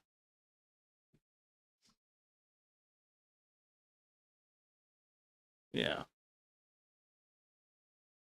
Like, oh, I don't have my glasses. Yeah, these are pretty chunky. I think when people see them, they don't really see. I can't tell if people can tell if these are Meta glasses. Because anytime I see someone like looking at me or staring at me, I can't tell if they're looking at me because, well, I look like a moron, or they know I have a camera on my glasses, or I just think they're looking at me. One of the two. I don't know. Three. Whatever. Too, because it's housing a bigger battery, extra compute, and possibly even a front-facing camera capable of 3K video capture. Under the hood, Celeste is expected to run on a lightweight version of Horizon OS, basically an Android-based system. That means you'll get a simple home screen, a few built-in apps, and even some mini games. Nothing crazy at launch, but here's the exciting part. Based on the MetaConnect 2025 schedule, a smart glasses SDK seems to be on the way. That's huge because it opens the door for third-party apps. Up until now, Meta's glasses were basically limited to calls, music, and camera features, but with Celeste's extra horsepower, plus cloud connectivity, developers could build way more. Everything from productivity apps to experimental generative AI tools. Speaking of AI, Meta's seriously leveling up here. Celeste will feature an upgraded multimodal Meta AI. That means it can process both voice and visuals, like answering questions about the environment. Ask it, what's that building? Yeah, mine does that right now. So, like, hey Meta, what am I looking at? Hey Meta, what am I looking at?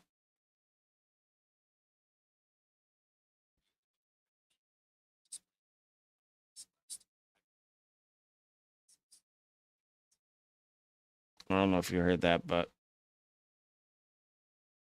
and it can tell you. Snap a picture. Perfectly described. In fact, it said you're watching a video talking about the Meta Celeste Hypernova AR glasses. That's literally what it said. Of a menu in another language, it can translate it for you.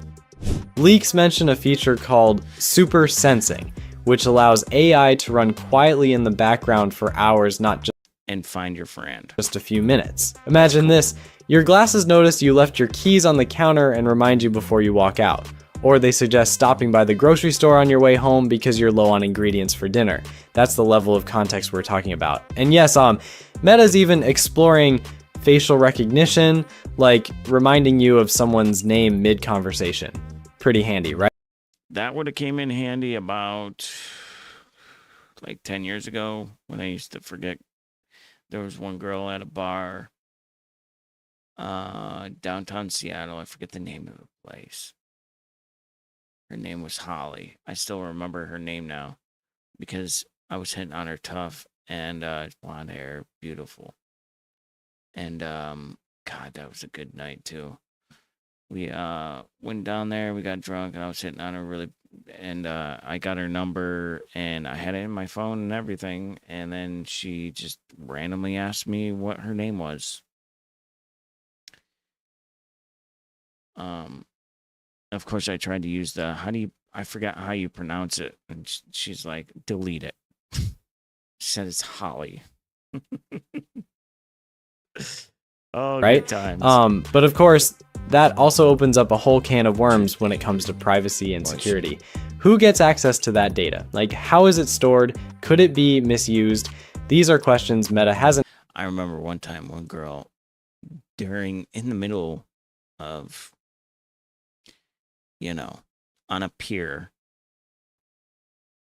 asked me what the color of her eyes were. It was dark out, of course. I was like, what?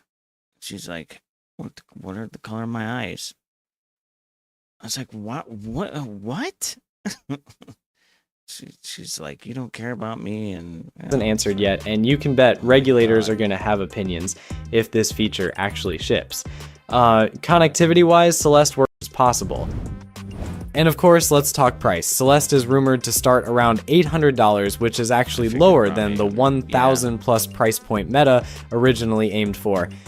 Pre-orders are expected to open right after the Kinect announcement, with shipping in October 2025. The only snag, availability is pretty tight. Analyst Ming-Chi Kuo estimates maybe 150,000 to 200,000 units sold over the first 2 years. So yeah, if you want a pair, you'll have to move fast. Now, if Celeste feels a little too futuristic or expensive, don't worry. Meta is also working on refreshed Ray-Ban Meta glasses, codenamed Aperol and Bellini. These are more like what we've already seen, just upgraded. So Aperol is your sunglass version, Bellini is a clear prescription-friendly frame. And unlike Celeste, these don't have a display. Instead, they stick to the classic AI-powered camera glasses. That is cool. And they probably made them a lot thinner. That's cool. I like that. I would buy those, but I have these. So I wish I had prescription, but they're just too expensive. It's just as much as the fucking sunglasses were. Formula. Like, no. Style-wise, they look almost identical to current Wayfarers or Headliners price. So here's the breakdown. Celeste is Meta's first real stab at AR light, packing a display. That's crazy. I think those are going to sell faster than your head can spin. Super intelligent steam stirs chaos at Meta.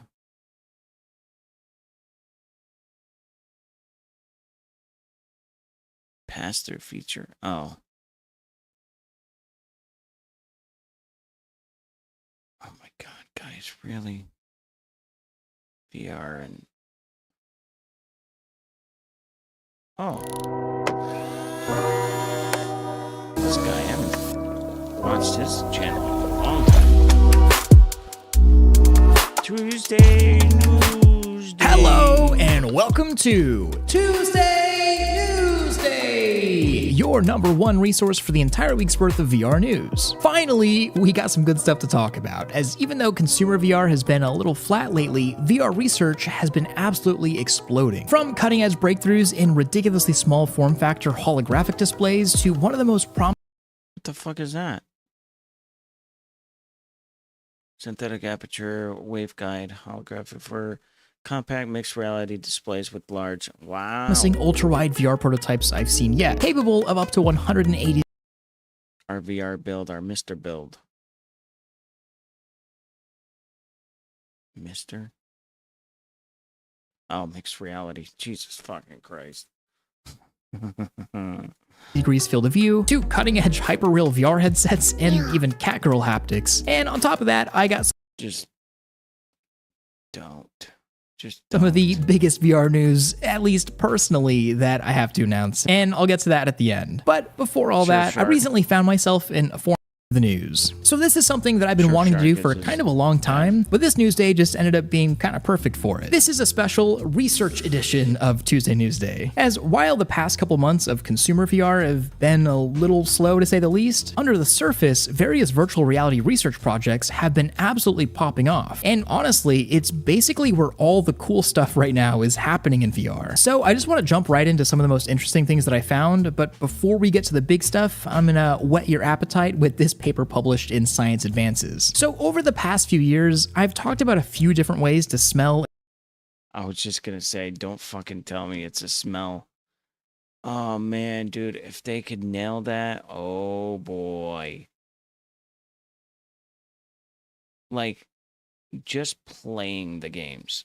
Like, you know how many, if you've ever watched me play VR, I usually say, I can literally smell the toilets and stuff in there.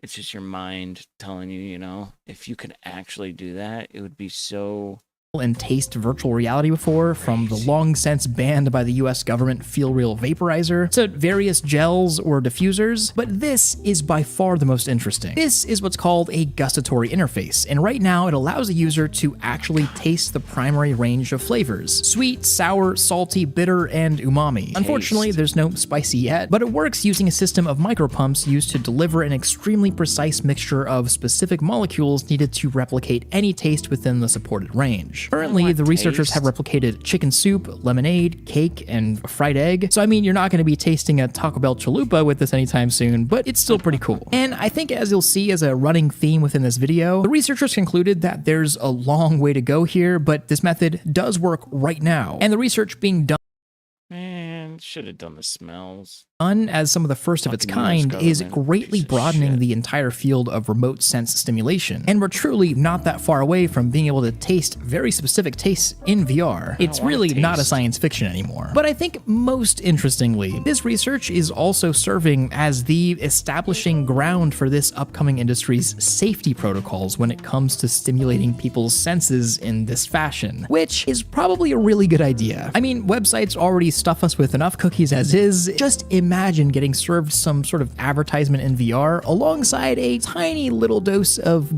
yeah, but I want something to smell, glucose to spike those neurons. Yeah, we should probably get far ahead of this one. But speaking of things that are either horrifying or incredible, depending on who you ask, researchers at the University of Tokyo, of course, have created a wearable device that simulates having this. As just this past month, Meta, along with some other partners, have published 3 of the most interesting research papers that I've seen in years. Yeah, I already did it. Wide field of view, mixed reality. I'm so glad people are working on this. I am so glad. Regarding VR, detailing a few specific massive advancements in virtual reality that I think just about everybody has been looking forward to. And I think these papers serve as a sort of pulse check on the entire industry, at least technology-wise, as when you put these papers together, it's pretty easy to see what virtual reality is going to look like over the next 5 to 15 years. And so I think the best one to start with is the one that's most likely to happen sooner, which is Meta's prototype for an extremely wide field of view VR headset, something that already sort of exists today with various Pimax headsets and even the legendary Star VR 1 that I made a video about a couple years ago, but there's really, truly never been something like this. For some context, for the past decade or so, the VR industry has been more or less stuck in the 100 to 110 degree field of view range. And while there have been devices that do have much wider field of view than 110, it usually comes at a huge cost in size, weight, and distortion, which is exactly where these two headsets are completely different, with both prototypes achieving near human field of view at 180 degrees horizontal and 120 degrees vertical. But there's also something else that's pretty special about this headset. Whereas most modern wide virtual reality devices might have large custom Fresnel or aspheric lenses that warp the display's light directly into your eyes, usually resulting in a lot of distracting visual artifacts and, well, warping, this prototype uses something called high curvature polarized catadioptric optics, which is really just a fancy way of saying this This is basically the next generation of super wide field of view pancake lenses. Yeah, these are just pancake lenses. And believe it or not, this is technically not a new idea. In fact, as I was looking into this research paper, I learned that this method of high field of view pancake optics for use in VR has been a thing for quite a while now, with this paper from 2017 outlining 3M's findings in curved folded optics. Now, obviously, Meta's prototype is quite a bit more advanced after years of research, and there's a lot more that's going. This quite literally is the next generation of pancake lenses, truly for the first time ever, enabling Quest 3 form factor with an extremely wide field of view. Now, whether this exact thing ever comes to a headset, I doubt that we'll get anything this extreme, but I could absolutely see at least some of this technology making its way into whatever Meta's next Quest successor is. And I think it's pretty safe to say that if the field of view does go up in future headsets and pancake lenses are used, then this is probably exactly how they did it. However, I don't think people I think people underestimate what it's like to watch a video in VR that you can. What's that fucking thing called? The one that puts you right in the middle there. It's crazy. Like, that should be the new way of watching movies. It blew my mind that much. as we move on to the next paper, I have to ask, what comes after pancake lenses? As our current pancakes get better and cheaper in manufacture, as we've already seen happen with the Quest 3, what's the next lens or display technology leap after pancakes and OLEDs? And oh boy, am I glad that you asked, because that's exactly what Meta's next paper is all about. Published about 3 days ago in collaboration with researchers from Stanford, this paper outlines a significant breakthrough in probably the most promising display technology for the next couple decades of VR devices. One that I have been so excited about: synthetic aperture waveguide holopathy, a technology that, once mature enough to be shipped and not cost a truck's weight in kidneys, I believe will be the big turning point for VR, as it legitimately solves so many fundamental issues with the technology that we have today. But first, let me outline probably the biggest background issue with VR that nobody really talks about, mostly because it's a little boring and also because there's really nothing we can do about it right now. And that's a phenomenon called the Vergence Accommodation Conflict. And to put it simply, in physical reality, when you're looking around at things that have depth, your eyes naturally adjust their focus plane based on how far or close something is. In modern day VR, however, your eyes are locked at a single fixed focal distance for everything for the entire time you're using the device. Now, to some people, this isn't that big of a deal, and you can get used to it. But for everyone else, if you've ever left a VR session and had an inexplicable eye pain or even just a small headache, well, I don't know if the last time Into the Radius 2 came out with an update, I was on there so much for so many hours every single day. I was in VR for like 6 hours a day. It was crazy. I played the shit out of it. I already have almost, I think about 300 hours Into the Radius 2. And also at the time I was playing Into the Radius, so I mean that just tells you. I remember I almost went to the doctors because I didn't know what was going on. Anytime I would move my eyes too fast, I would get like a how do you describe it? I wouldn't get faint or anything. Nothing like that. It was mostly like, whoa. Like, I don't know how to describe it, but it was definitely from VR because I don't get it anymore. Unless I start playing too much again.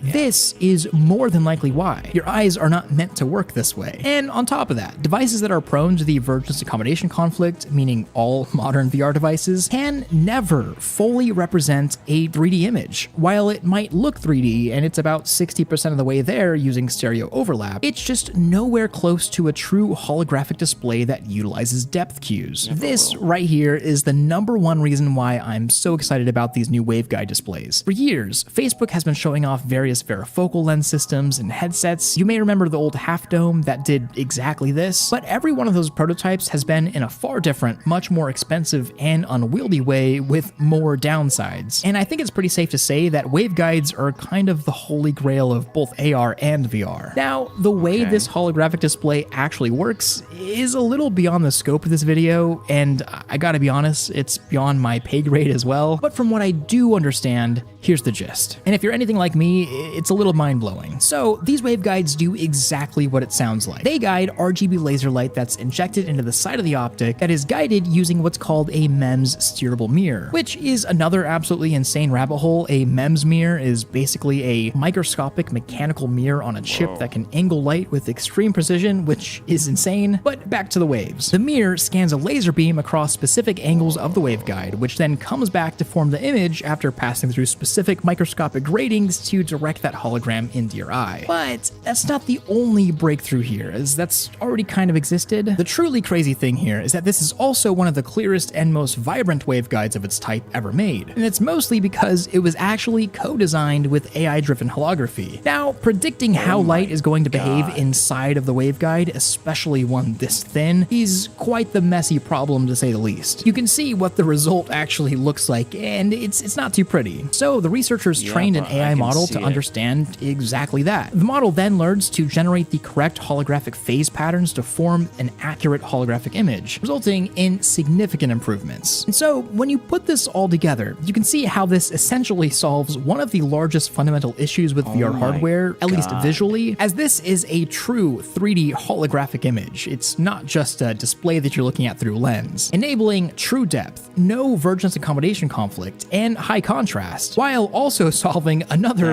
massive issue. All of this is done in the smallest form factor that is really possible on a physics level, which is orders of magnitude smaller than anything on the market. And to be real, this is basically the only technology that's going to truly enable actual real glasses form factor VR, which is what multiple people at Meta have said their end goal is. Not to mention, there's obviously this giant like $1 trillion race for AR glasses, which this works for that too. Now, this exact unit is very far from making it into an actual device that you can buy. I mean, not only would this be expensive to say the least, but as promising as this all sounds, it's not entirely usable with only 38 degrees field of view. FOV was clearly not a focus of the study, more so just getting the actual system working. So yeah, we got a long way to go. But still, I don't think I can understate how incredibly cool it is to witness an entirely new, legit groundbreaking display technology. That is probably the biggest breakthrough in VR right now.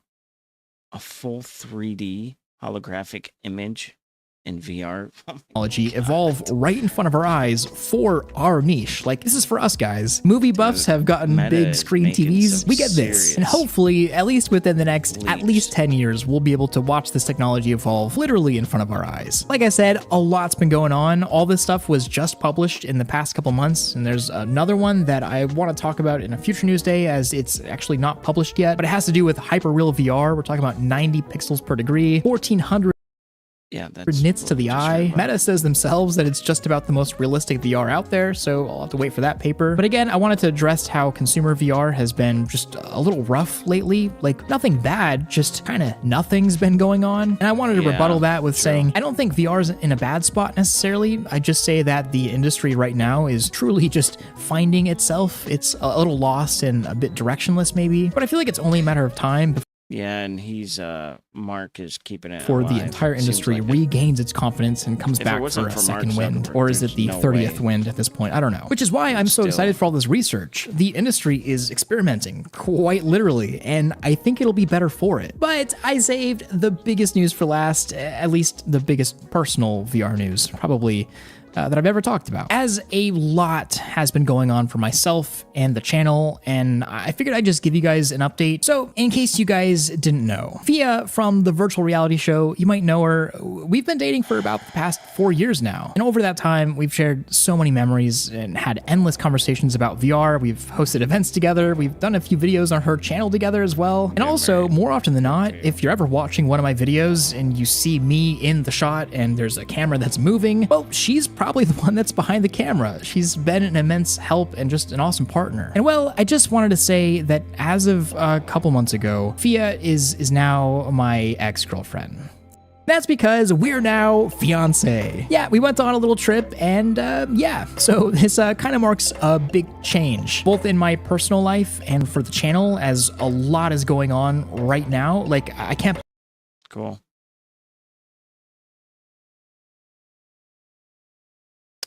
All right, I'll be back. I'm probably just gonna... Halo's almost done. I'm gonna play Halo for the first time, I think. I always hear about Halo. I think it's time.